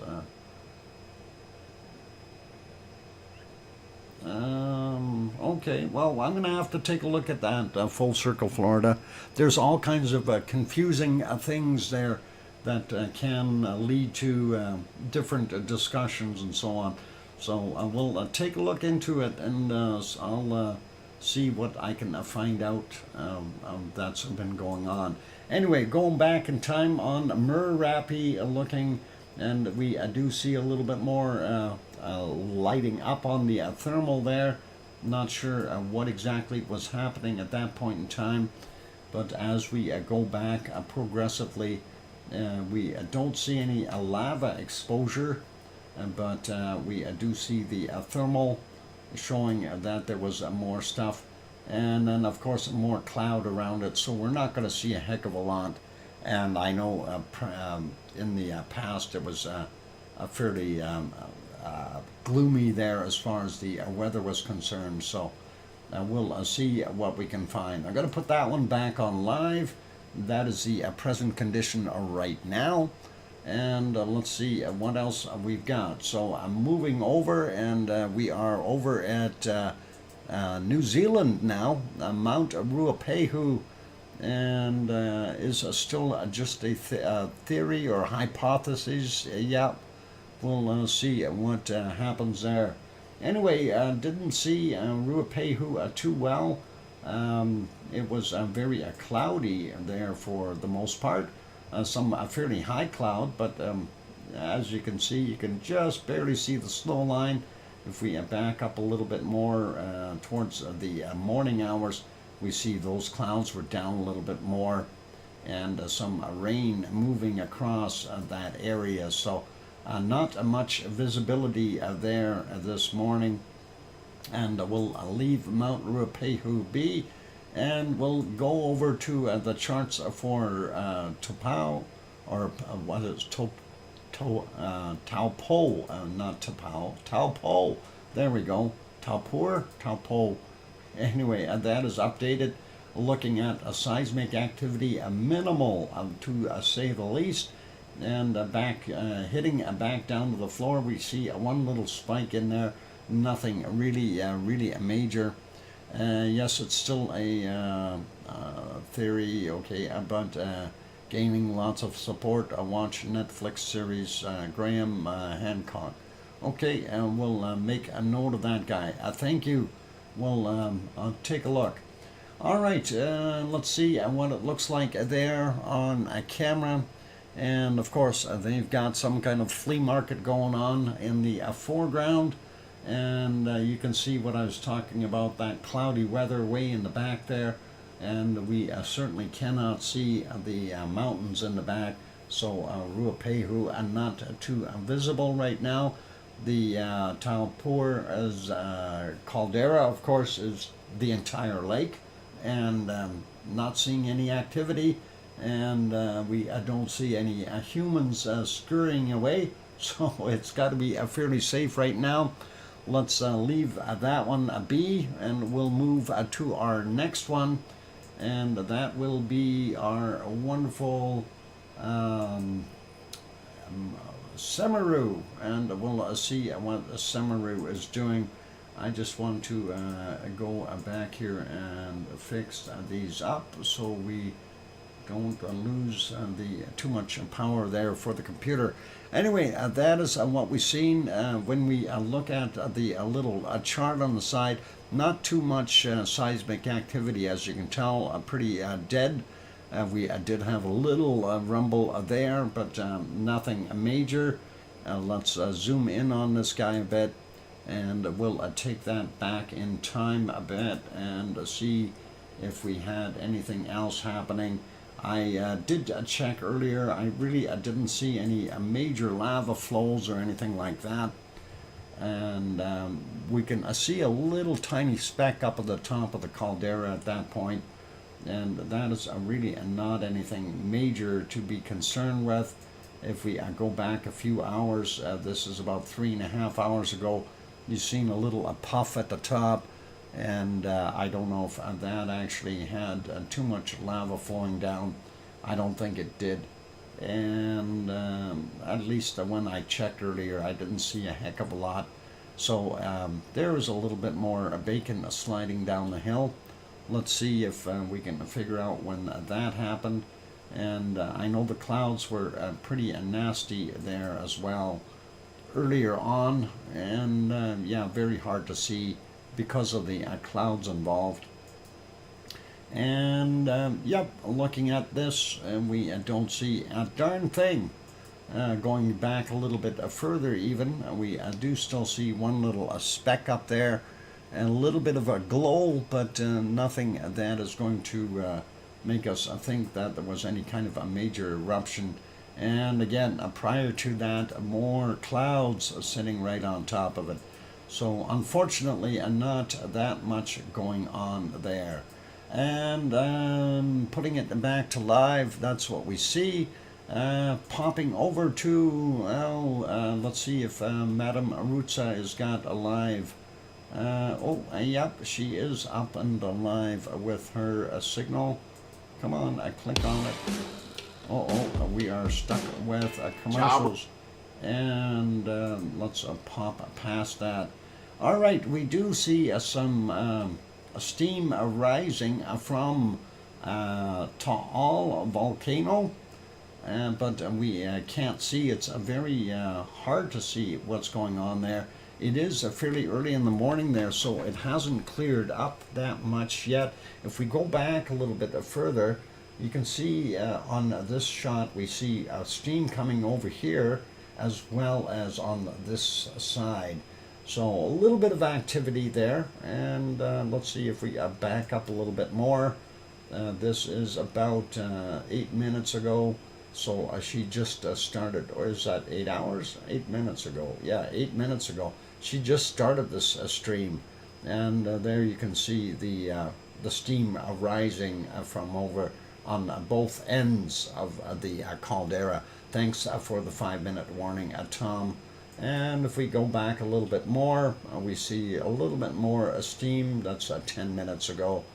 And if we go back even as far as we can, almost 13 minutes ago, we see it there, and that was pluming off and blowing to the left-hand side from both directions here. So not a heck of a lot going on, and we thank Madam Rutza for being on there and getting that going.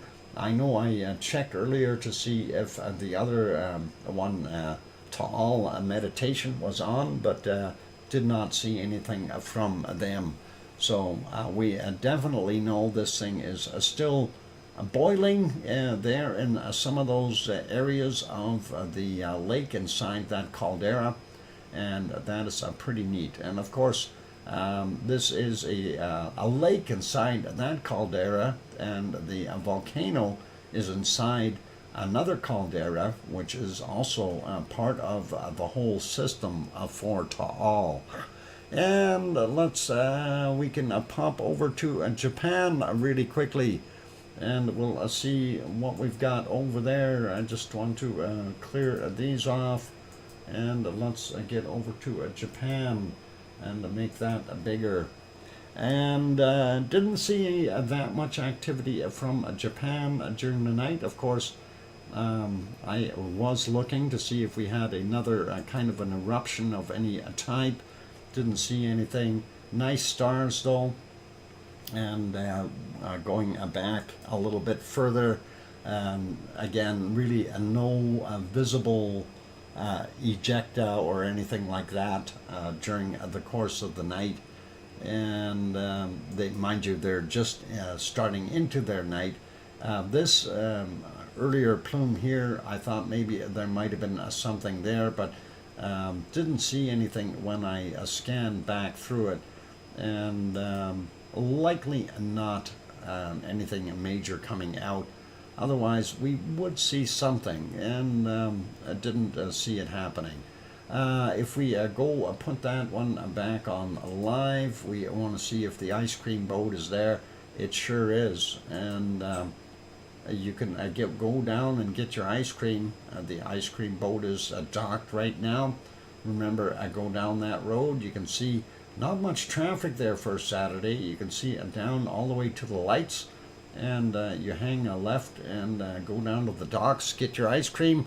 That'll be all awesome, and that'll be really good there. A close-up view of the caldera is this guy, and again, we can back that up a little bit and see if we had anything happening during the evening, or early morning hours, I should say, not evening. We do see that smoke or steam heading off in the northerly direction, and that is kind of what we had there. We did see a glow though, and that is about 2.5 hours ago. Definitely seen a little bit of a glow on the close-up, but again, really no ejecta of any type. And if we go back a little further, I'm just kind of scanning across this again. I looked earlier, I didn't see anything popping out. So even right about here, this would have been about just before 3 p.m. or 3 a.m. I should say. I thought maybe there was something happening, but you can see the glow, so you know there's a lava present in that volcano. Just it's sitting on simmer, and nobody turned the heat up. So even if we go back a little bit more, you can see that is 30 minutes after their midnight hour, and you do see it, as far as the glow, but we didn't see anything else. And then prior to that, they had some heavy clouds and stuff coming through, or fog maybe, or that wind change, and blew it towards the camera, and we couldn't see that well. But like I say, it did glow for a little while during the night, and always suspicious of that one. One day it's gonna go kamikaze on us and really blow out that material. And we'll do this real quick for the other two, And of course, this is what we see at Suwa-no-Shijima on one of the other southern islands there in Japan. And it too was off-gassing, but very lightly. Didn't see a heck of a lot coming out of it. There may have been a little bit more there. I can't tell if those clouds were from the secondary caldera behind. There's two of them here. So we got one here and then one behind that ridge. And I don't know if that was off-gassing from it. When we looked earlier, it didn't look like much. It could have been this there, but not anything to scream or panic about, and no lava glow. So makes me think we didn't have too much. Those are just regular clouds happening, and nothing major there. And of course, the last one on our list is this guy. And that is Mount Fuji, just to have a quick peek at it. So it looks nice. Anyway, let's get over here, and it is time for me to take another break, and we'll do that. And then after the break, we will get over and have a quick peek at Yellowstone, and then from there we will head over to take a look at our earthquakes around the planet, and then do some weather. So hang in there, you guys. Keep smiling, be good, be kind, and I'm going to go take that break. Hit that like button if you haven't done that yet. Dr. Fox, I have missed bacon seeds. I fell asleep again. A wonky donkey. Here's your opportunity to go back 1 hour and take a look at the bacon seeds. I thought Hawaii is Atlantis. No, Hawaii is not Atlantis. Not enough rings and circles. The eye of the Sahara, though, fits a whole bunch better. Anyway, I'll be back. Hit that like button. And see you soon. 5 or 6 minutes. Don't go away. Thanks.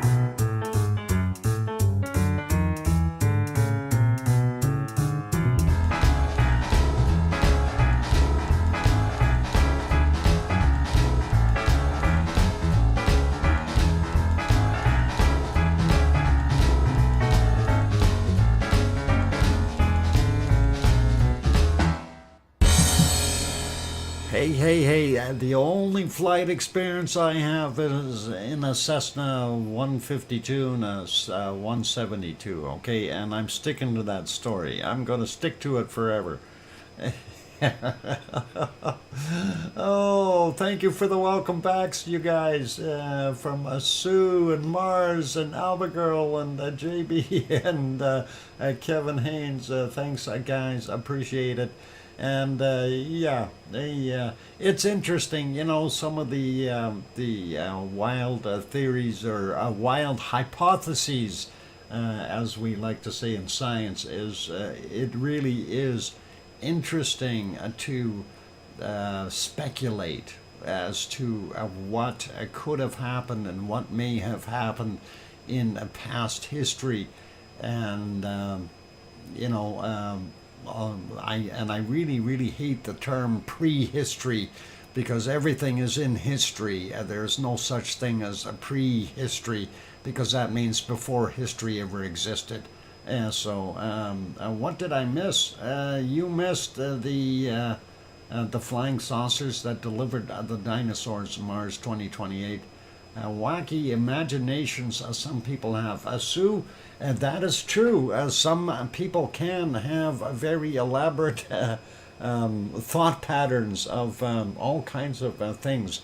But, there is so much that we as human beings truly don't know about this planet.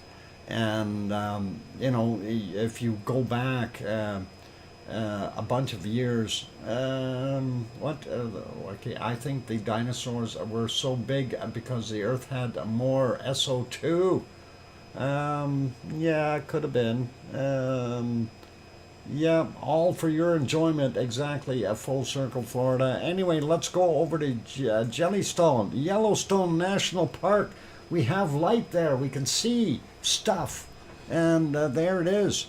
And for those wonderful people who have not gone over to the site, you can type in Yellowstone or Jellystone, whichever cranks your desire.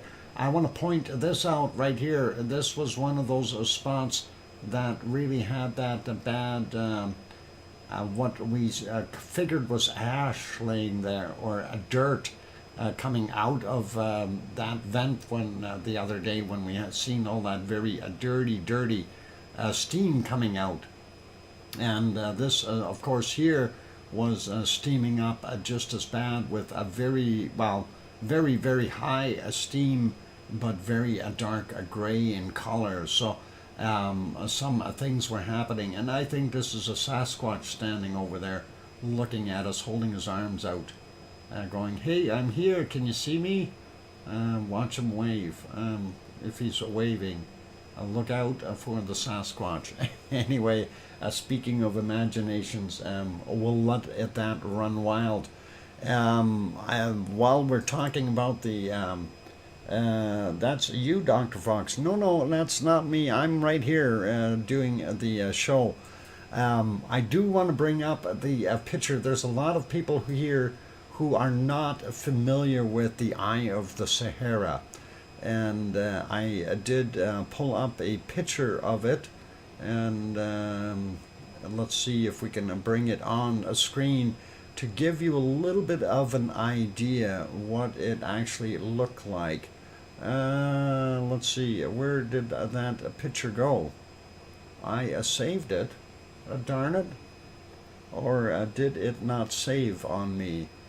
Or did it save it in a different folder? It might be in the other folder. Let me just see, and we'll find it if it is Eye of the Sahara. I-E-Y-E. Oh boy. No, those are all Etnas. Oh, hang on. I know what I'm doing wrong. It should be down on the bottom here. XX space Eye of the Sahara. Let's see. No, it doesn't. Didn't save. Oh, and there it is. Oh, they called it Atlantis, and that's why. This is what the Eye of the Sahara looks like. just to bring it up. And when you look at the structure, and I'm not sure the distance across the entirety of the circle, but and it's been kind of sand duned over a little bit on the top right hand side. But when you look at that, you have to wonder, is that a possibility of the the eye of the Sahara? Looks like a giant fossil shell. It does, Sue, it does. But this thing is like 25 kilometers wide. Asteroid impact? I don't know. I don't think it would be an asteroid impact. You wouldn't get that many different rings around it. And the white is a salt up in the. Let me see if I can get my whiteboard up top there and draw on that a little bit. So you're thinking these areas here are salt, and that, and like I say, this is the sand dunes that have infiltrated it. And I don't know the diameter. Being honest, I don't recall how large this was, but it's not small. It's the spaceship that brought the dinosaurs. Yes, and lower. Oh, okay, down in this, the whole area here, though. You take a look at the concentric rings, and you do have to question how did this particular thing form. And when we typically look at a meteor crater of sorts, we don't see the impact leaving multiple rings, around it. Like this is just too many concentric rings that have elevation to them, and it doesn't make sense to see that. And it really does give you food for a thought. I don't know if I can zoom in. This is kind of just a photo, and I'd have to resize the photo to be able to zoom in a little bit on it. But I'll see what I can do to find some better shots of it in the future, and we can maybe have a little bit of a discussion on it. So didn't I get a notification? Oh, Piggy.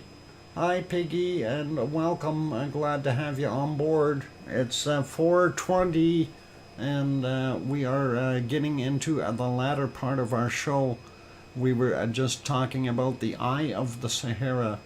Didn't Atlantis have a volcano? Yes, in the center of it, right in here.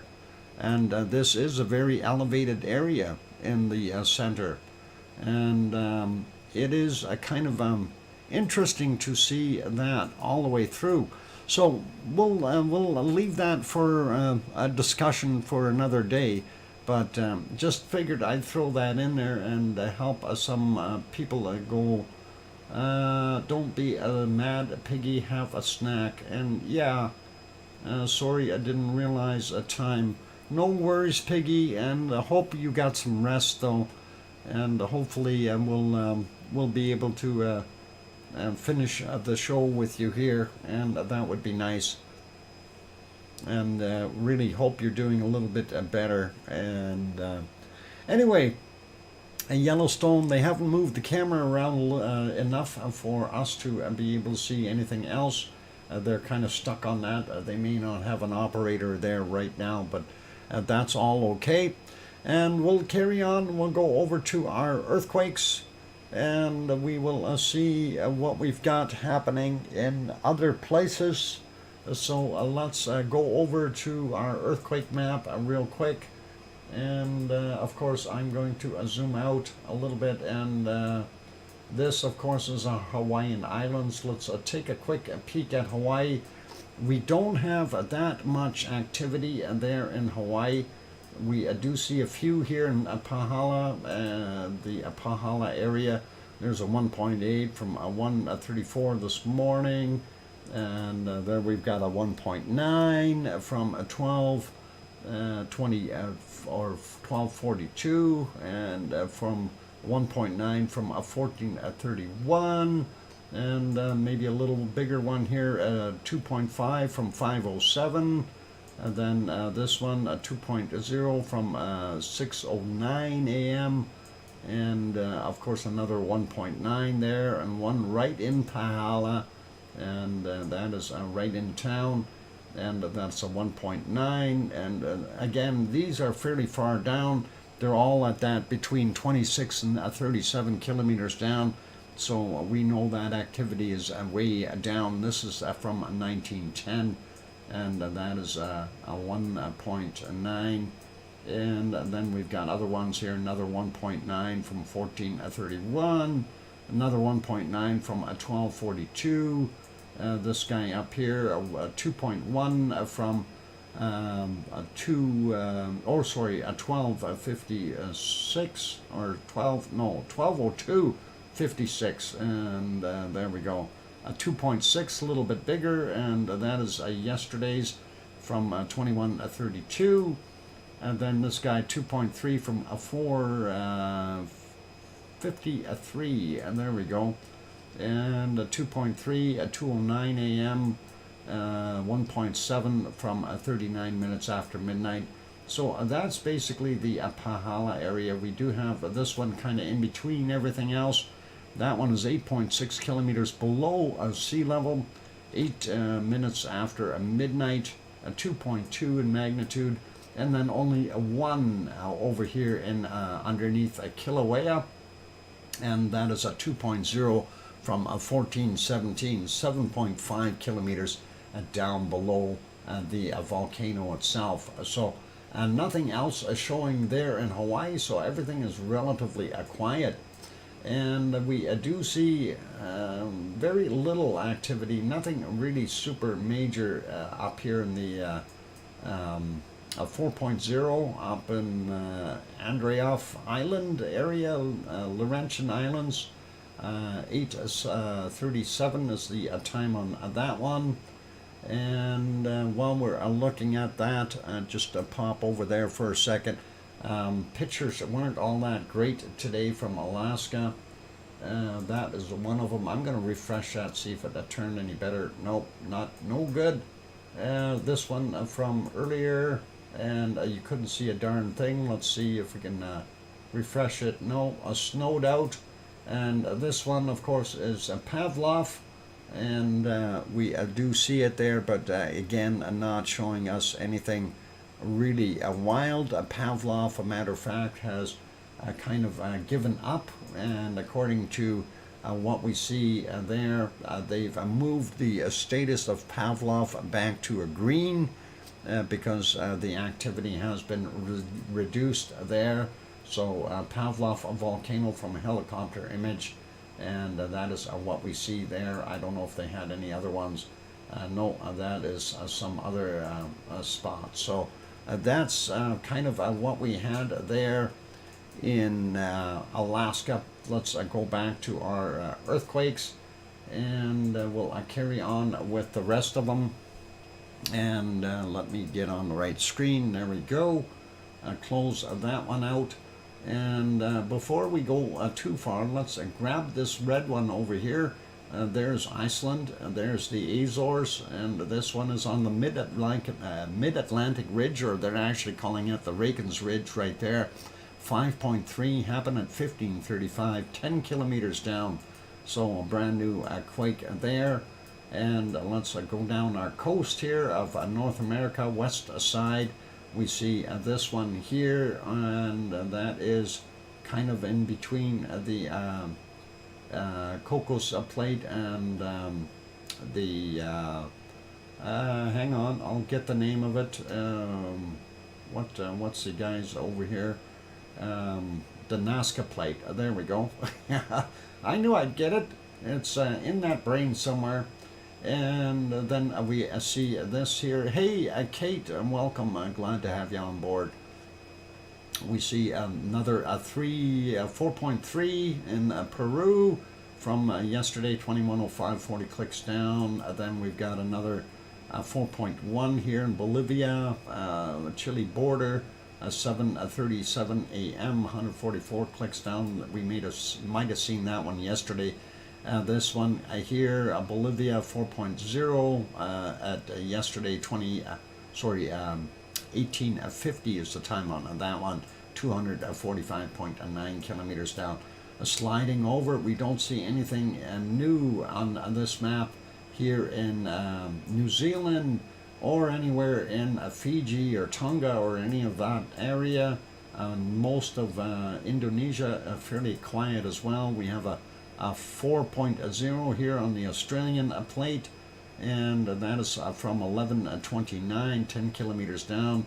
Then this one, a little bit more suspicious, that looks like it'd be right underneath Currency or thereabouts, and that's from 8:55 a.m., 203 kilometers down, 4.4 in magnitude.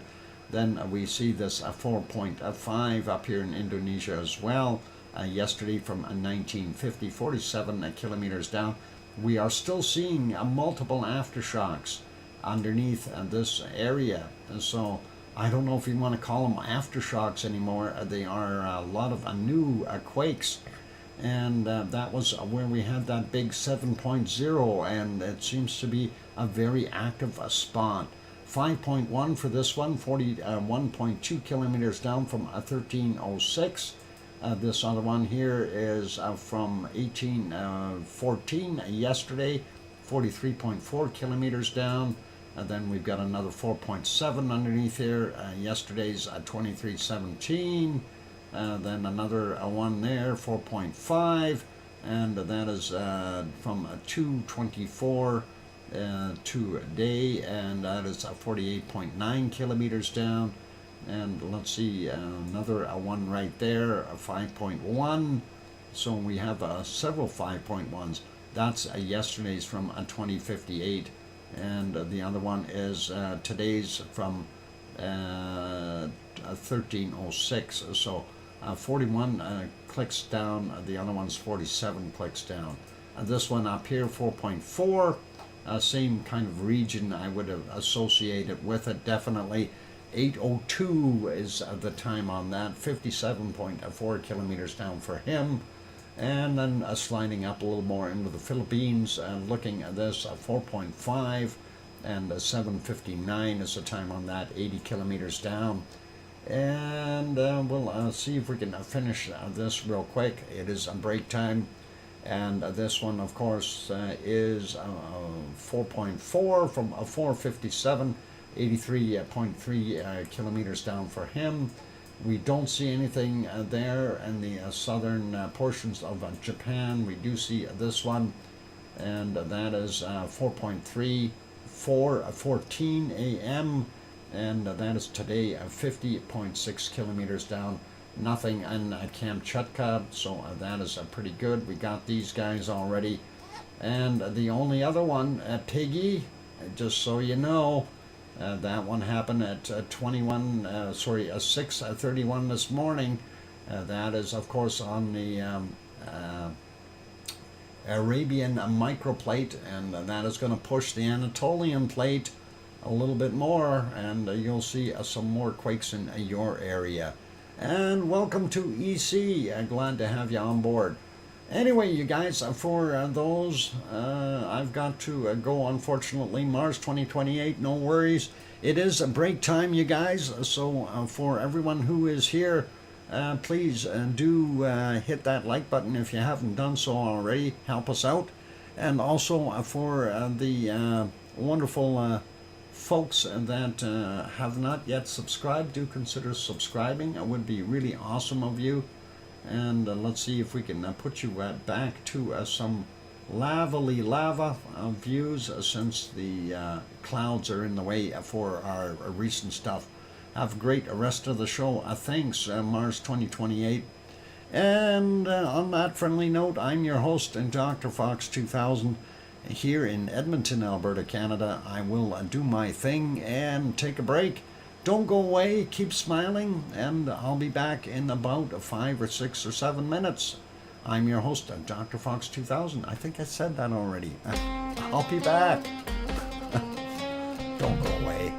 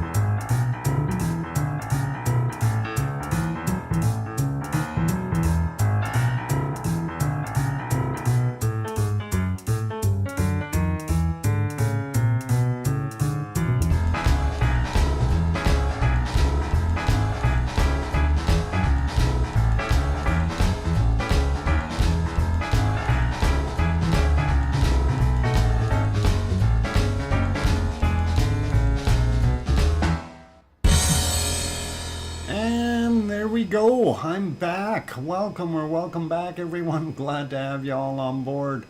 And let's see. Yeah, we love you, Doc. Aw, thank you.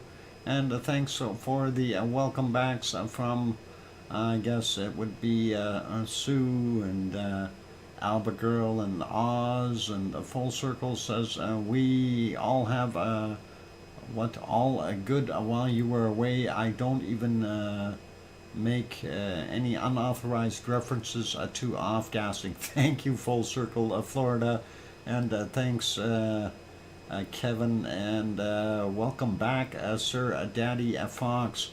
And yes, Piggy did see the bus load of bales yesterday, so all good. And thank you, Grandma B, I appreciate that. And thanks, Kananaskis Country. We have 115 likes, or 105 likes last night, and that is awesome, and all good. Anyway, let's get back to our stuff at hand, and of course the next thing on our agenda was going over to the Canary Islands and seeing what we've got cooking there. I did refresh that map. I did want to take a look and see if we have anything new up top here. These are old, so we don't need to worry about them. That's from the 19th. Oh, we do have a newer one a little further up near Lisbon, and that is a 2.5, and that was from 1303 UTC. So that's about the only one up there. Not sure if that's really a part of our East Azores Ridge, because that's down here, but nonetheless it is there. That could have been one of those landslides or sea slides, if you want to call it that. That just took me right away from there. But anyway, let's leave that be. Let's zoom in here a little bit more into the wonderful Canary Islands. Our latest earthquake, of course, is there, 1.7. showing from 1648, and that is 1.7, 20 kilometers down underneath, in between Tenerife and Gran Canaria. And let's go over to La Palma and see what they've got for quakes. Anything today on the 21st? Nope, the last three that we see are from the 19th. So things are quiet there. They've slept well again. So let's leave that place and carry on. Let's go over to our refreshed volcano map.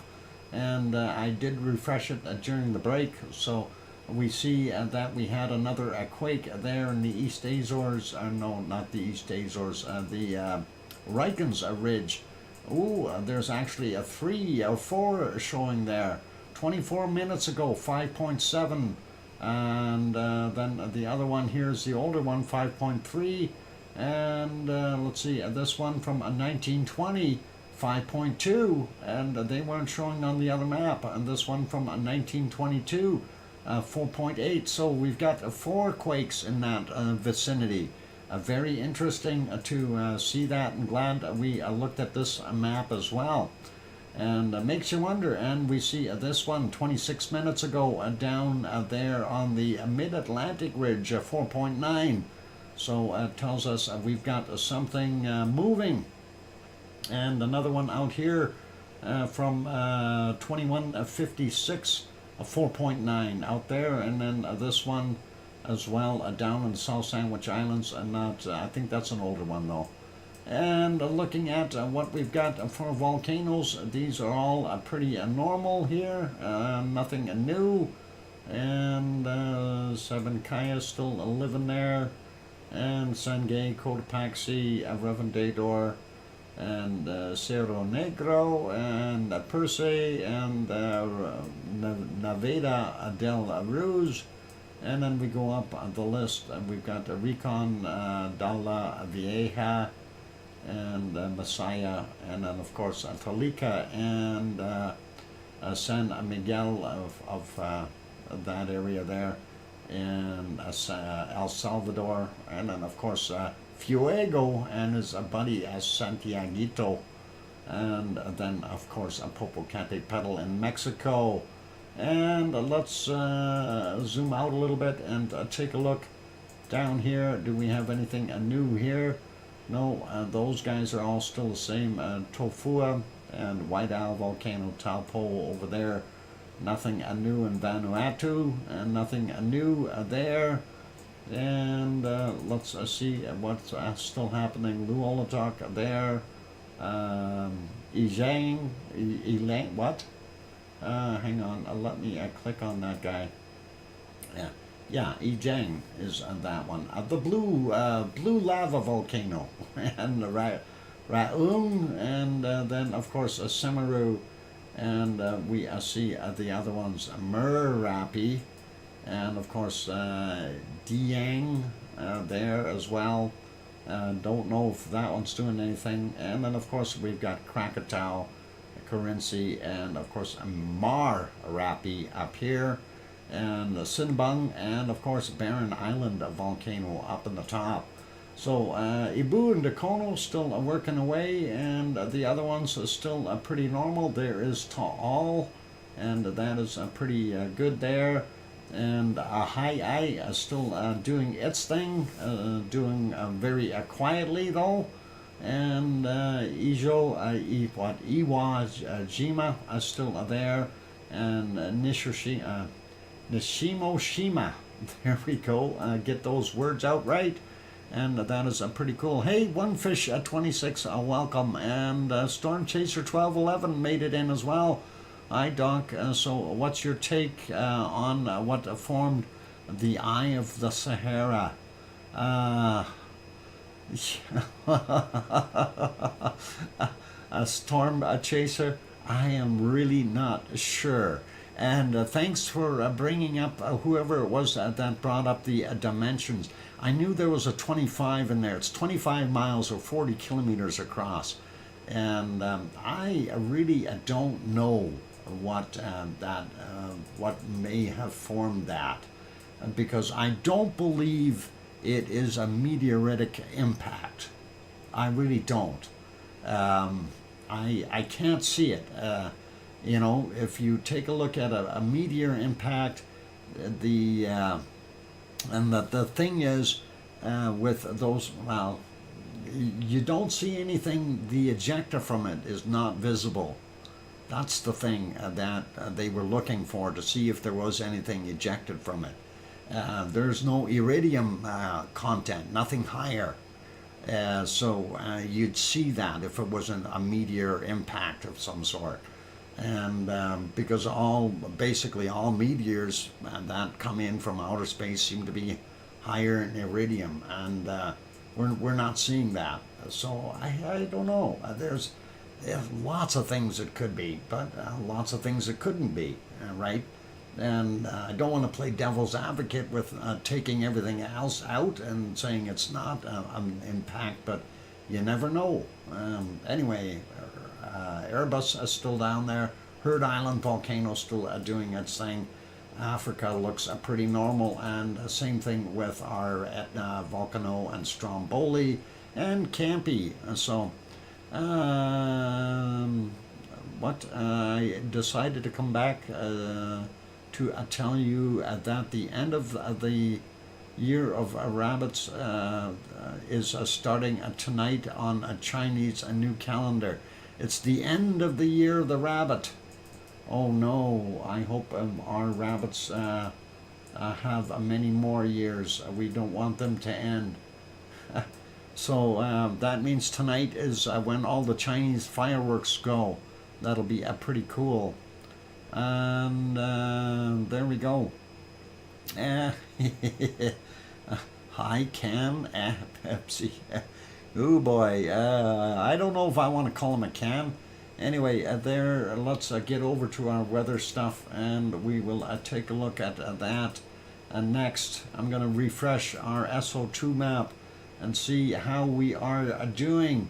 And our big hammer thing that we see here, that was out here yesterday, and it managed to slip into the Yukon and the Northwest Territories, just getting into Nunavut.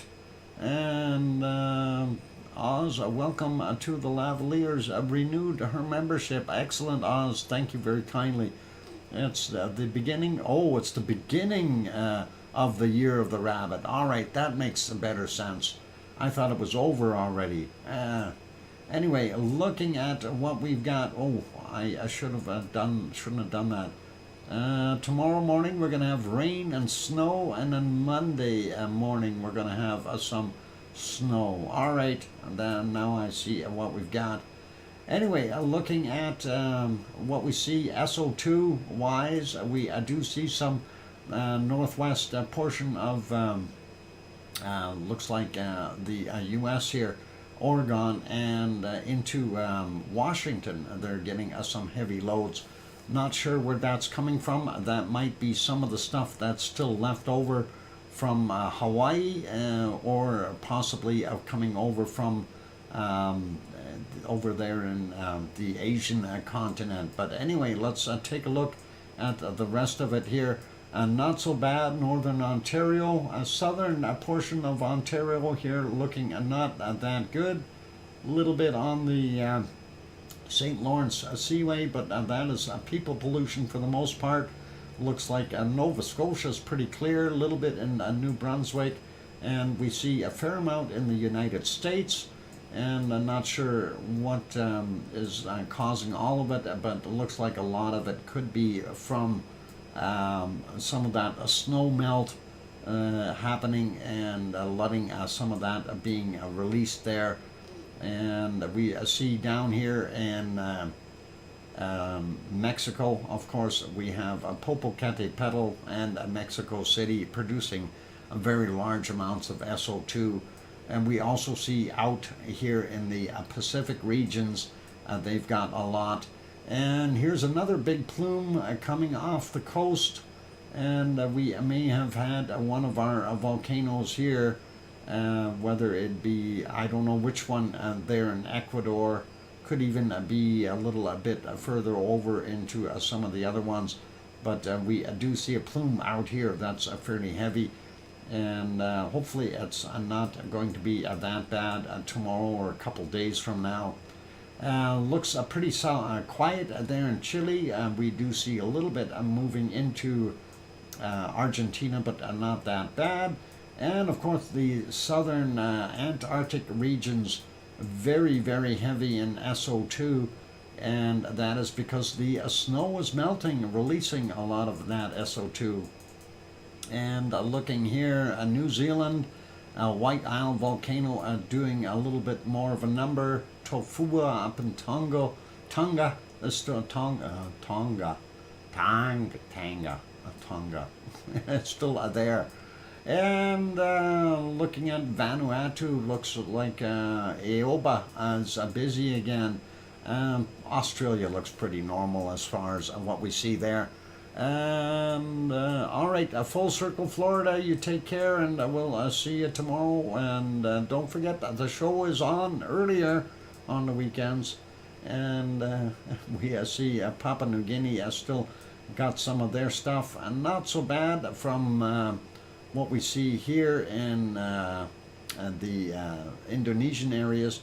Of course, we have Luolatak to be over here making this, and then our Semaru and his friends over here doing their thing, Merapi in the middle, and then of course Krakatau and Jakarta working on that. Hardly anything coming from our Marapi and Kerinci, a little bit though, but nothing really heavy. We do know Taal is producing a little bit more SO2 once again, but we also know that it's heavily populated in those regions there in the Philippines. Giant mud volcano, Richat structure. The mud turned into sand, hence that is why there's so much sand. And that's an interesting hypothesis. Anyway, we do see what we've got here out in the islands, and that is from our Suwanoshijima, and then of course this, because it's twirling around in here, that would have a lot from Sakurajima throwing that in, as well as some maybe coming across the pond. We do see Tokyo area fairly heavy there as well, and of course China throwing out quite a bit. India too, but that's okay. And Alade and Ibico down on the bottom here doing their thing, and I'm not sure which one is guilty here, but we do see a fair amount of SO2 in the Kamchatka Peninsula. Let's carry on. We see a very heavy in the areas of India here near Bangladesh, and don't know what they've got going on, but that is a lot of SO2 there. Looks normal down in South Africa. Smelting is still going on. That gold production is there, and DR Congo still doing its thing. Hardly see Urta Ale at all. It would be somewhere right around here, but the majority of what we're seeing here is from oil refineries. And then when we zoom in here, and we see higher SO2 levels in Piggy's area, and of course we are also seeing higher SO2 levels again from Etna, which is interesting. At least it looks like it's higher, and not so much from Stromboli. And speaking of Stromboli, did we even mention Stromboli today? I thought, hang on, we'll go there for a second. I thought I did have something on Stromboli. Actually, Stromboli cameras were down, but we did see this one, and thanks Sue for sending that in. Current activity is confined to central south crater area. The lava has decreased, so a little easier going from Stromboli, and that was as of yesterday, and that's according to the IMG confirming that the last lava flows has rapidly decreased its advances and cooling at the time of this update. So pretty cool, pretty awesome. And did they have any other shots there? And there, that is a that's not Stromboli, is it? No, that looks like it's in China or someplace down there. Very nice picture though. I like that. And that is awesome. A pretty picture. Always pretty pictures. And that is a beach. And do we see any turtles? We see a shark. A shark laying there. It's a rock. Okay, file not available. All right, I will leave that be, and that is my current shot of Stromboli. Let's see if we got anything happening. And no Stromboli cameras. They're gone. The one that we do have here is a Volcano, and that is not a volcanic light. So that is good for that. All right, let's get back to that. It is just about a break time again for me, so we'll kind of peek at our weather map, and once we come back from the break, we will take a look and see what our weather is like throughout the world, and that is all good. And let's see, thank you mods and Doc for the stream. Stay safe all. Thank you Tom, and you have a good night, and let's see if we can get back onto the right map. There we go, and we'll see what we can come up with for our weather. I'm going to take that quick break. I'm going to take off now so I can rest my throat a little bit. And for those good people who are here, if you have not yet hit that like button, please do consider hitting it if you've enjoyed the show, and also please do subscribe if you haven't done that already. On that friendly note, I'm your host, DrFox2000, here in Edmonton, Alberta, Canada. we'll be back in a few minutes to do our weather around the world, and then we'll go from there and wrap it up. So thanks, and stick around. We'll be back soon. And Kevin Haynes heading out too. Good night, Kevin. All the best to you. All right, I'll be back.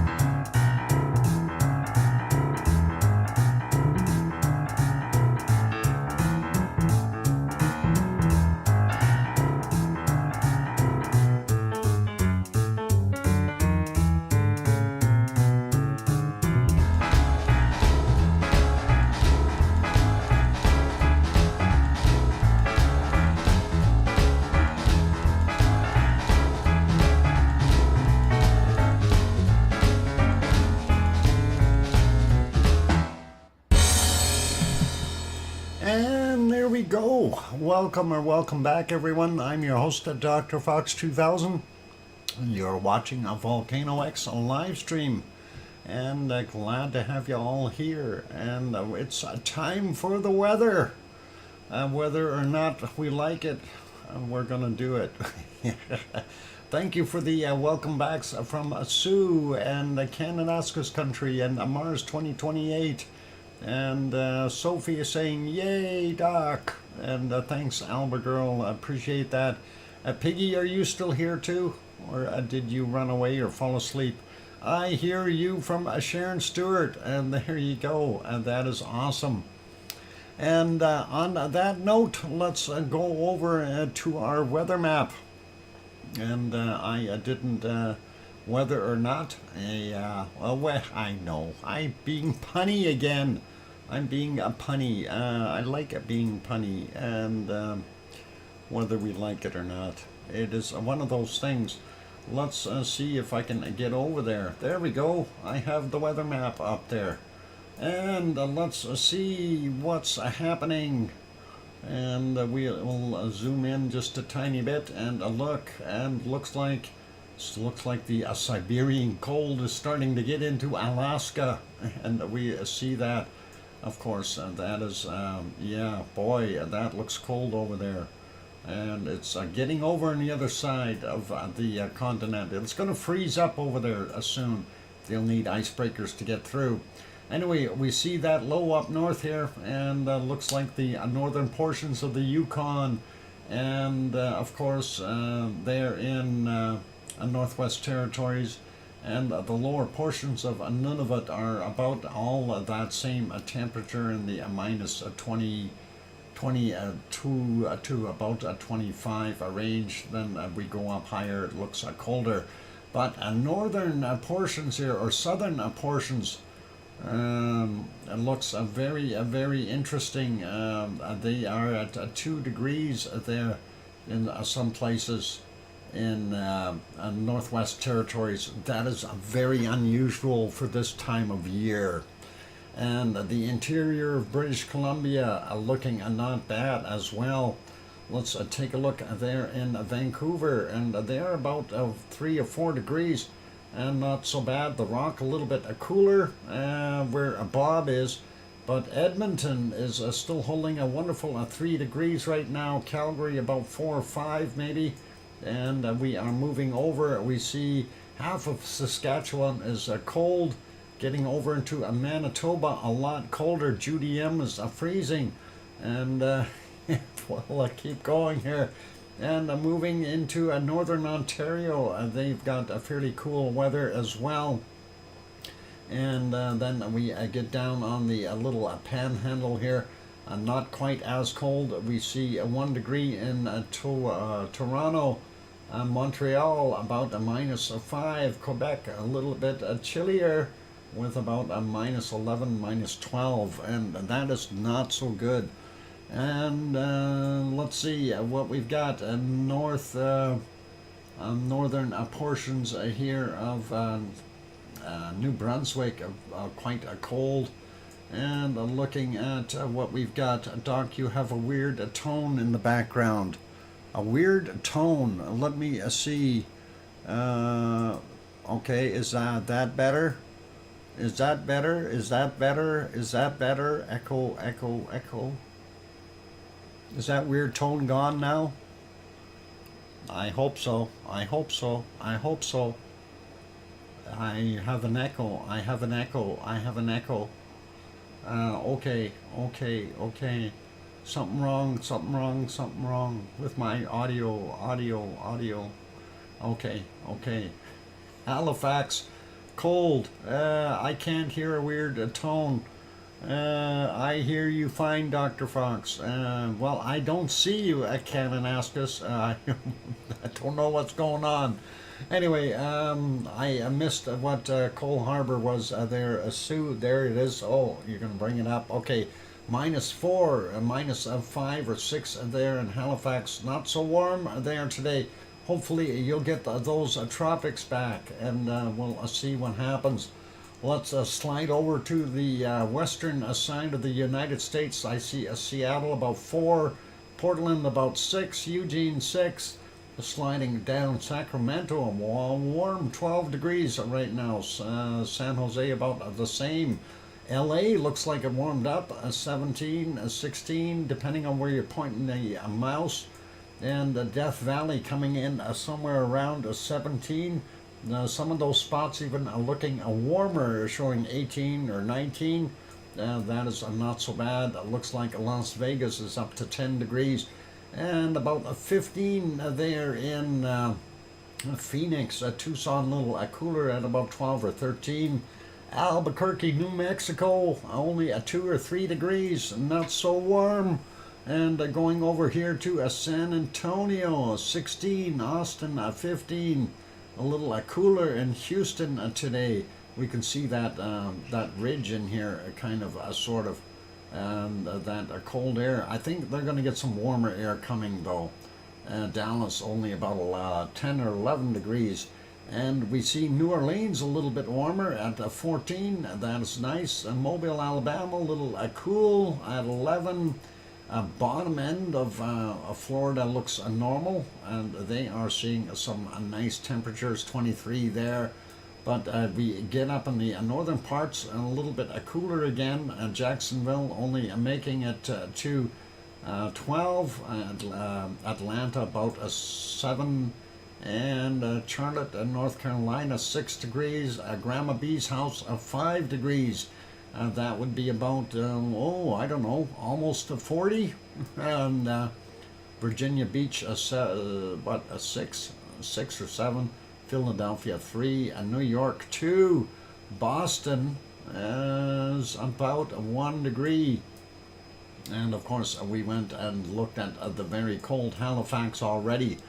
And that is interesting. And going back down here, Cancun, 25 right now. That's still very, very nice. And about 27, 28 in Acapulco.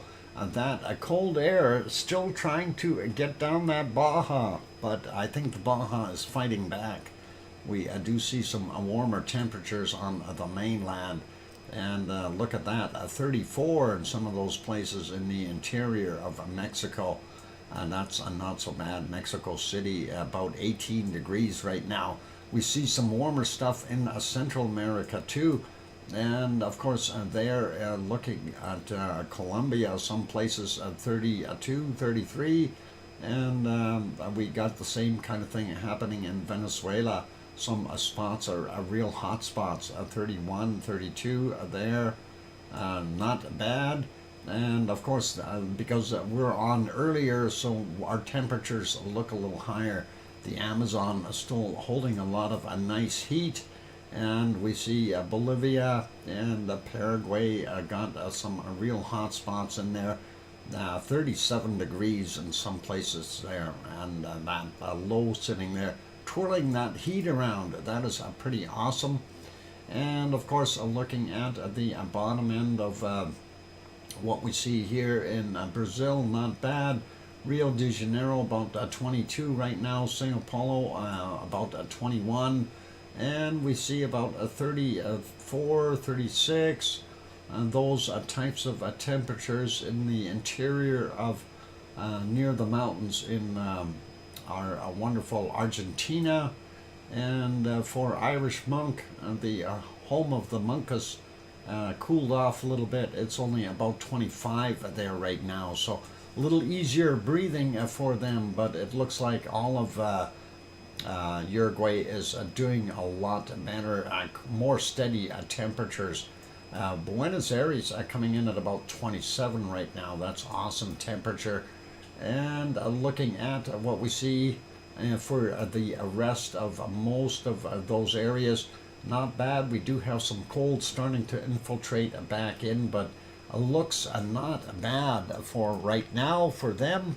Sliding over to New Zealand. Let's see what we've got happening there. A little cooler on the west side of the South Island. And looks not bad in Christchurch at about 21. 20 in Wellington, and then we get around Taupo, about 20 degrees or so. not that bad, and looks like about 22, 23 there in Auckland's and Auckland's, and about 24, 24 at Gren Zed's house, and that is all cool or warm. Punny, I'm punny. Anyway, looking at about 17, 18 there in Hobart, and not that bad of a day, not really a cooker. Let's see, George Couteau, welcome. Glad to have you on board. You're coming in at the end of the stream, but we don't mind you coming here. Hit that like button, sit down, grab a chair. There's still some lava cookies. You can enjoy those. Melbourne coming into about 22 degrees, not so hot. 21 in Adelaide. Sydney a little cooler at about 19. Brisbane still a nice roasty 27. Home of Oz, and Oz probably having a wonderful day there. Sliding over to Perth though, that seems to be a very warm over there, 29, 30 degrees, and all along the coast there they have a lovely day, and we see the interior is not quite as hot as it was yesterday. Looking at some of the temperatures, looks like 34 was about the highest I was seeing in here, which is better than hitting that 43 mark, put it that way. And not so bad. Well, I bet you if we take a look at Fiji, it's going to be about 28 degrees. Oh, 29 today. And we got about the same thing in New Caledonia, same thing in Vanuatu. Roughly, and looks like a little nicer there. Nice, beautiful weather, temperature-wise in Papua New Guinea and the eastern parts of Indonesia. And looking at a little cooler temps, well, not by much though, in Indonesia for the most part, in Malaysia. A little cooler in Bangkok. Holy Batman, only 22 there. It says an 18 on the map. I don't know which one to believe, but we do see that colder air pushing down a little bit more. And looks like Manila sitting at about 27. Same as before, a little cooler there in Taiwan as well. And Japan, not doing so warm. Kagoshima there only 9 degrees, and that is of course a home area for Sakurajima, a volcano, and looks like fairly cold there in most of the rest of Japan. Tokyo only 3 degrees, brr. And going up a little bit more, we see 19, 20 degrees, 19 below there in the northern parts of Sapporo, -9 right now. And going up, looking at the Kamchatka Peninsula, I see white, and that means in the -30s. Let's leave that be, it's too cold. And cooler by a degree or two there in Sri Lanka. Looks like most of India warmed up a little bit. Still only about 10 there in Delhi, so not that warm. A little warmer in Cape Town, coming in at about 18 right now. South Africa doing fairly well. Same thing with Madagascar. Pretty normal. They've got that storm sitting on top of them, so that rain is possibly cooling things off a little bit. And looking at most of what we see there, pretty normal temperatures for Africa, with the exception of the top here, where they are still seeing some very cold temperatures, -1, -2 up in these northwest regions. Cairo only sitting at about 10, and the UAE still very cold, anywhere from about 14 to about 19. Not that good, and that is not their normal temperature. Trust me, they like it a lot warmer. It's usually around 25, 30 degrees. So we'll see what happens there. And quite cold in Yemen as well. So much for global warming, eh? And then we see not as bad there in Turkey. and we'll take a look at what the Mediterranean is doing, and we'll take a look at Piggy's temperature, probably around 14 to 15 degrees. 14 on the map. Thanks, Sue. I appreciate that. And we see our stuff along the edges here of Crete. We're still seeing some warmer temperatures.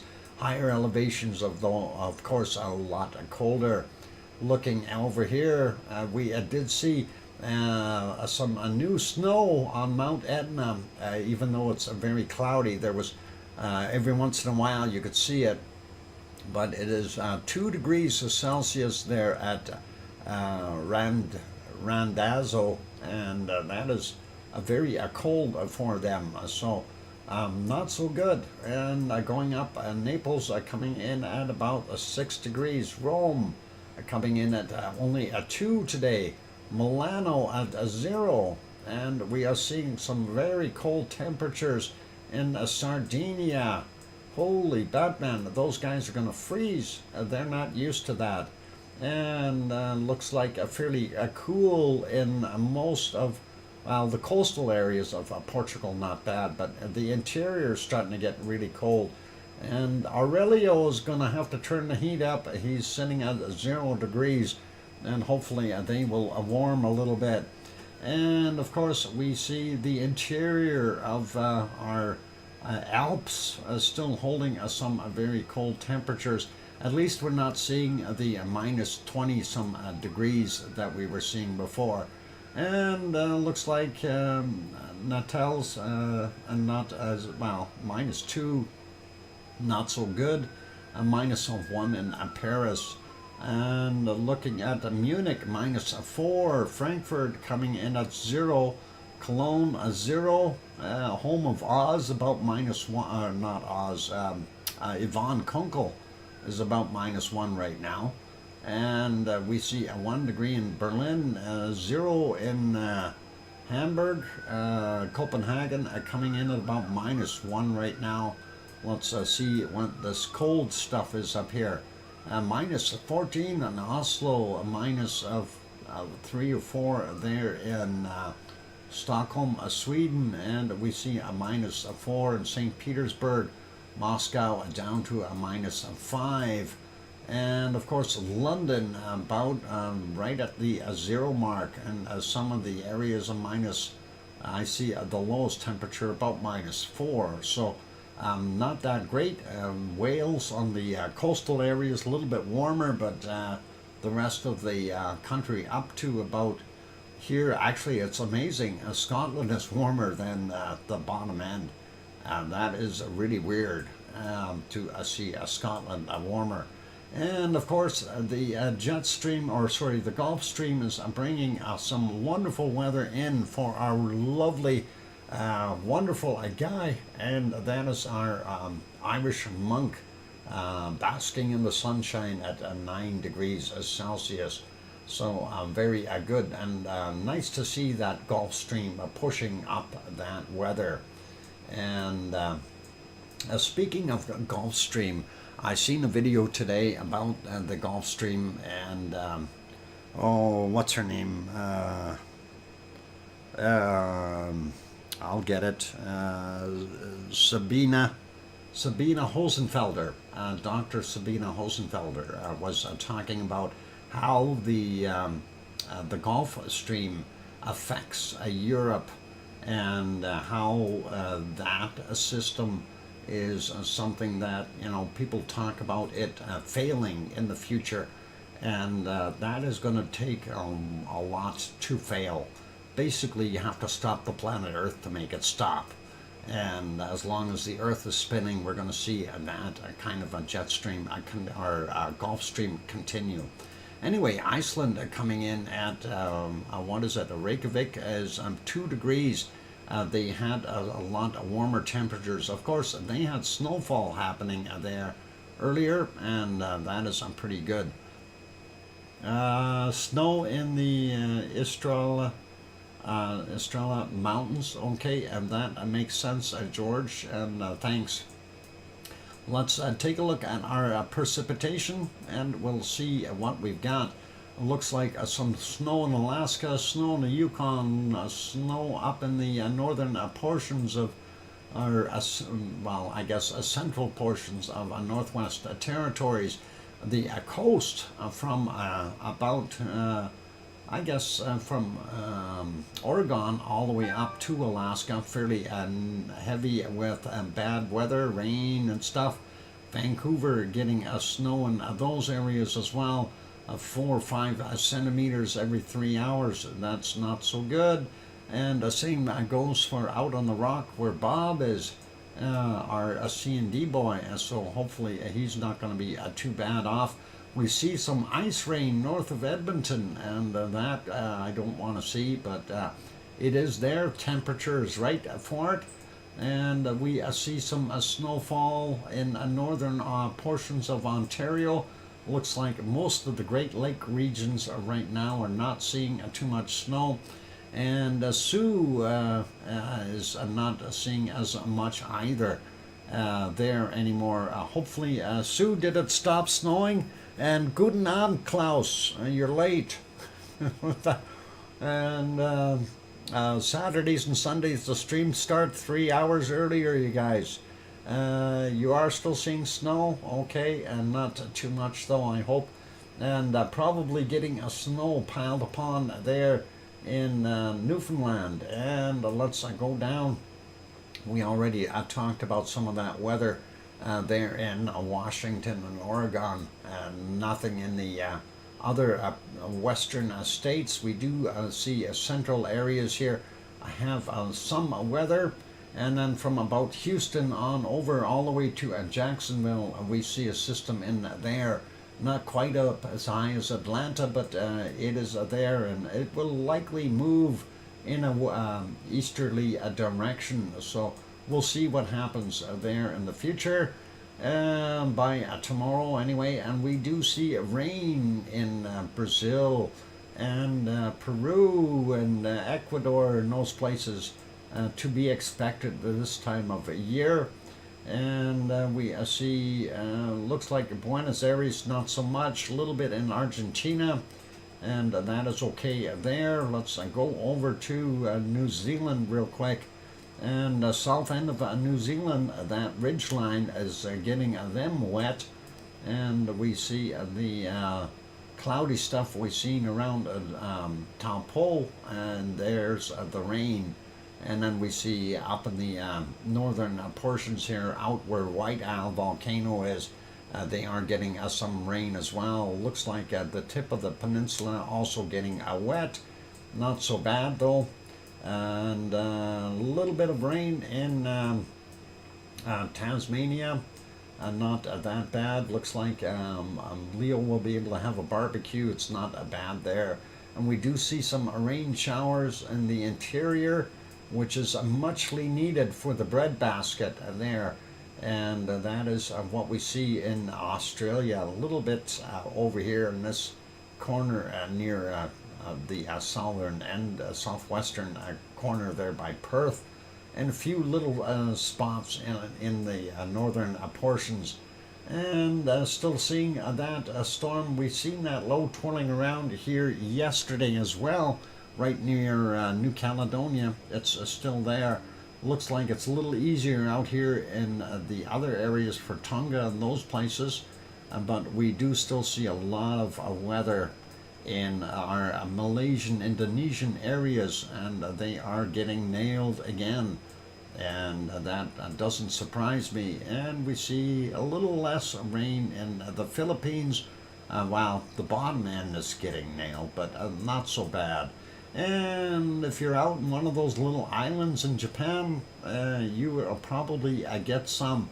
And of course the eastern China Sea there, not so much in the Yellow Sea, but we do see more snow falling and coming across from that cold blast that they get from China coming across over to Japan via the Sea of Japan. And up here towards the Kamchatka Peninsula, we see more stuff happening. Lots of lows sitting here causing problems. So that is those guys getting their stuff. Madagascar, rainy season. Look at them getting hit. And looking at what we see in the southern portions of Central Africa here, still quite wet. Jungle type forests. It is a rainy season for them. And then we do see fairly dry there in most of the Sahara Desert. And it's dried up a little bit there in Saudi Arabia as well. Not seeing much rain in UAE and Oman and all those places. Not so much in Turkey either. I don't know if Piggy is getting any rain. Looks like maybe. No, nothing for Piggy right now. And of course that big system that we've seen, it seems to have moved north and gone northward. So they're not seeing too much, but we do see this stuff here around Sicily, hitting Italy again, and very cold around Sardinia and that area. Looks like Naples and probably getting some rain. Looks like Milano a little drier. The Alps, of course, getting some snow up top. Not so much rain anywhere in Spain, and a little bit along the northern mountains. And we do see here the Alps, of course, eastern portions, more snow, a little bit of snow in Germany as well. Snow and rain mixed, but it doesn't look like it's anything too majorly heavy. So that is all okay. It looks like we're pretty free in Luxembourg and Belgium and Holland. They're a little drier today, and looks like a little drier in Denmark as well. And zooming out just a tad, we see a bottom end of both Sweden and Norway, and even Finland got some fog, not so bad. And then northern portions of the coastal area, of course, of Norway and Sweden getting piles and piles of snow.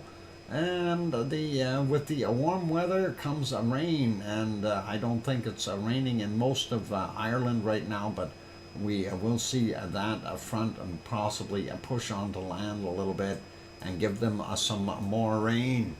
And here we go, and there's those snowflakes that we were seeing falling in Iceland. They are definitely getting some snow. So Iceland is definitely turning into Iceland. And that is it for our wonderful weather. Let's take a look at the coldest temperatures on the planet. And we'll find them really, really quickly. And I already found a minus 44 down here. Where did it go? There it is. Minus 44 degrees, minus 45 in Antarctica. And that is actually minus 46. There we go. That's not so bad. Minus 46 degrees. I think we are okay with that. Let's take a look and see what we've got up in Greenland, which is wrongly named. It should be called Whiteland. And that is it's horribly, horribly misnamed. And there is minus 52 already. That is a cold. Let's see what else we got. A minus 48, 50, 52. And let's see if we can zoom in and find something a little colder than a minus 52. Oh, I seen a minus 53 right there. And let's see, anything colder than a minus 53. And let's go up a little bit and see, back and forth. Minus 53. And I don't see anything colder right there. Maybe up a little bit more. No. Warmer over on this side. Yep, a minus 54. Let's see if we go up a little more. Do we get a little colder, or do we get a minus 55? Definitely a minus 54 in there, so that is pretty awesomely cold. And Yeah, it's getting warmer again the further north we go. Okay, I'm going to go with a minus 54 for there. And let's go over, well, maybe I should check on the top here. It could be colder up in here. Minus 51, 52. So we already got a minus 54. And I just seen a 53 here, so let's see if we find something a little colder. No, I don't see it there. What about on this side? It looks cold and windy there. No. Okay, I'm going to stick with a minus 54 for there. And let's see what we can find in the Canadian North. We know that this is a very cold place here. But we also know we've got some really cold temps up in the top here. So a minus, what do we got? A minus 46 already. 47, 48, 49. Minus 49. I've seen a 50, minus a 50. And let's see, anything colder than a minus 50? No, not on that island. How about over here? Sometimes this gets cold too. No, I don't see that. A minus 43. No. What about in here? No, nothing. Minus 43. No. I think we're going to have to stick with that a minus 50.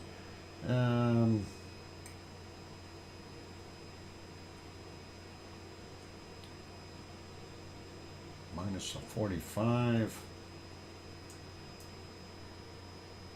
I don't know. I don't see anything colder right there. Minus 45. We did have a minus 50 up there in the other spot, so what about over here? Sometimes it gets really cold in these places. Minus 45. No, definitely not. 46. No. Oh, minus 48. What if we go looking in here? Minus 48, minus 49. Well, that's still not going to top our minus 50 we already found up on the other island. So that is pretty good. Minus 47.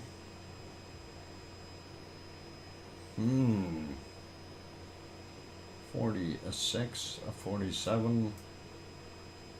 No, I don't know if we find anything colder. I think I'm going to have to stick with a minus 50 for our Canadian North. But we'll see in a second or two if I give up. Might have to. And like I said, we did see that minus 50, so we're going to have to probably live with that. All right, I think I'm going to live with that minus 50, but just give me a couple of seconds here. We'll see if we can find anything colder. Minus 46, 47, and 46, 47. No, I think that minus 50 was our coldest temp that I could find. And I think we'll have to live with it. Okay, I'm going to say a minus 50 for what we seen there. So minus 50 for our stuff there in our Great White North. Let's see, a minus 44, 45, 46. Yeah, I think that a minus 50 was the coldest I could find. So let's carry on and go into the deepest part of Siberia and find the cold weather. All right, we already found minus 55 here. So let's check that area. Minus, I seen a 56, 57. Where are you? That is a very cold. Already a very cold. Just thinking about it. And I'm so happy we've got much warmer temperatures today. And let's see, a minus 48. But I seen a minus 57 over here. So let me continue on this track. Minus 53, 54. And do we see anything colder? A minus 48 there. No. 47.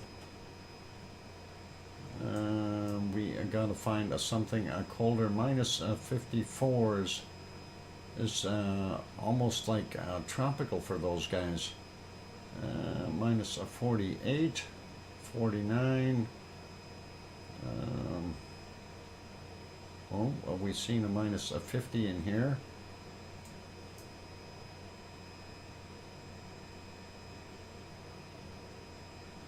Yeah, we've seen that minus 54, so I think I may have to stick with that, and that was over here. Oh, minus 55. Let's zoom into this here for a minute. Minus 55 is our cold so far.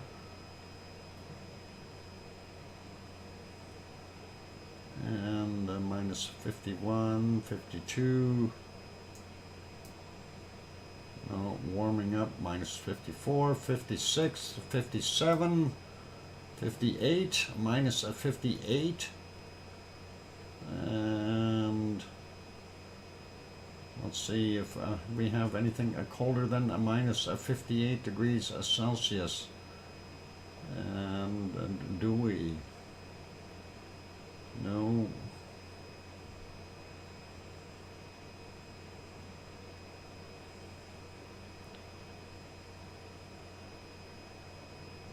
Oh, and there's another 57. We got anything colder around it? No, I think we are stuck with a minus 58 degrees below zero. That is right there. Minus 58 degrees. Do we have anything colder? Oh, there's a 57, 58, 59. Minus 59 degrees Celsius right there. Holy Batman. You can freeze to death doing this. All right. I don't think I'm going to find anything colder. Let's leave it as a minus 59 degrees Celsius and see if Sue, how badly Sue beat me. And I'm sure she's got a minus 69 or something built in there, or something to that degree. But we'll go with a minus 59 there. I don't see anything colder. And nothing over here. No. All right. So how did we do? And thanks, Doc. And all right. Sue found a minus 46, so that's a tie. Doc finds minus 54 in Greenland. That's a tie. Oh, she whooped me in the Canadian North by 3 degrees, and we tied in Siberia. Oh wow, that is a pretty awesome. So yeah, that is really wonderful. So I tried Sue Hayes, the coldest temp in Alaska. The coldest temp in Alaska. Actually, Alaska looks pretty darn warm. When you're looking at it, we can see some of those temperatures there. It's not very cold. They've got a heat wave, a minus 45 right there. In comparison to what we're seeing in Siberia, it's warm there in Alaska, minus 45, 46, right in there, and that is pretty awesome. Ooh, tied in 3 areas. That is awesome. Okay. What did you find there in minus? Oh, you only found a minus 34 in Alaska. I found a minus 46 right there. That is pretty cold. And yeah, Alaska's got some cold stuff in Alaska. Yeah, minus 46. Up on some mountain, most likely. But hopefully that'll be good. Okay, you guys, that's it for our wonderful show for today. Let's see if we can get back on some hot lava here. I want to see if our volcano is showing anything alive here without smoke. And no more smoke coming in, but we see another lava spot right there bubbling. That's kind of odd. Where's our primary event? Should be back in here, right? Somewhere. Oh, there it is. Okay. I need heat, warmth. And I found a minus 34 earlier today. So it got colder in the last few hours. Wow, Sue. That is interesting. And that is cold. Yeah, minus 46 for Alaska. And that is pretty chilly. Pretty chilly. Not as chilly as Chile. Well, Chile is chillier, but it's because it's chilly. Anyway, that is it for today's show, you guys. So thank you everyone for being here, and I do appreciate each and every one of you. Glad to have you in on a wonderful Saturday, and I love having the show going. So thank you everyone. Thank you lavaliers. Thank you the moderators. Thank you for helping out. We've got Arizona Snowman. We've got Piggy. We've got C&D Boy, we had Lucas Snow, we had Joseph Fields, we had 24/7 AZ Skies, 24/7 Live AZ Skies, Gary, and appreciate all of the moderators, and of course only a super chat today was from Full Circle Florida. Thank you, Full Circle Florida, for your $5 super chat. Very kind of you, and at least that pays the electricity, and that's all cool. So we're all good, and thank you everyone. And yep, off to feed the animals in the cold places. Cargo drops for the mammoth, the reindeer, and the polar bears, the seals, and the sea lions, and the penguins. Awesome stuff, and thank you very kindly. And yes, Sharon Stewart, thanks for keeping track of the winning scores for the Ice Queen. And thanks, Sue, for playing that wonderful game. That is always nice to see. And on those friendly notes, it is great to have this going. And unfortunately, we didn't have as much lava today as I would have liked. It's all good fun, and you bet, Sue, it is. It's and you know, it really does show some stuff, though. The geography of an area, you get used to where those cold spots really are, and then a couple days later they're not there anymore. It's all pretty good. Mona Alfano, thanks for being here. Glad to have had you on board as well. And thank you everyone for having been on board. And we really do enjoy doing the show. If there's anyone else in here that hasn't hit the like button, please do consider hitting that like button. We are at 94 likes on my board here. If we can get 6 more likes, it would really be awesome to get us over that 100 mark. It would really be a nice. Oh, there we go. We popped up to 96 likes. That is really incredible. We only have 4 more to go to get to that 100. So that would really be cool if you guys could bop it real quick. And on those friendly notes, yep, I see Arizona Snowman saying hi and thank you, everyone.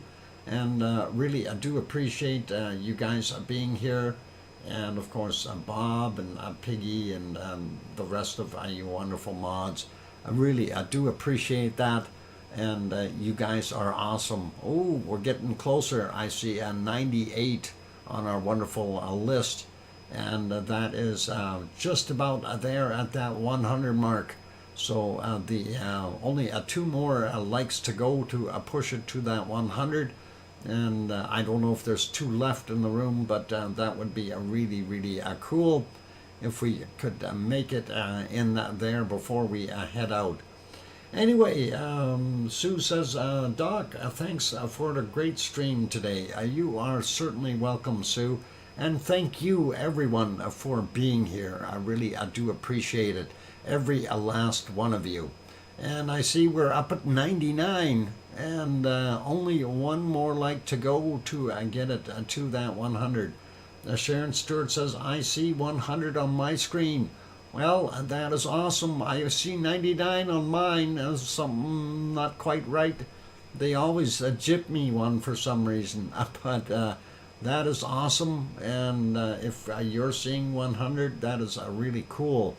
And really does make me happy. Anyway, remember for tomorrow that we are, of course, starting the stream. It is 3 hours earlier than weekday times. So please, for those people who are here, remember that. And it would be great to have you all on board. And that is very awesome and very kind. And hopefully you all will be back. And we'll keep our eyes on the lava tonight and see what may transpire. And of course, if we see anything wonderful, we'll certainly be sharing it with you in the stream.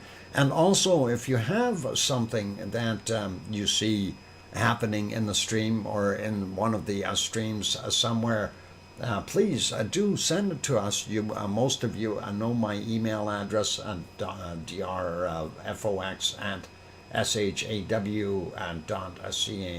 drfox@shaw.ca. Would be great if you could email it to me. Be awesome. And let me know what's happening. On those friendly thoughts, thank you, everyone, for being here today. And we'll see everyone tomorrow. And I'm going to go make myself some dinner now. I've got to figure out what I want. So be good, be kind, take care of yourselves.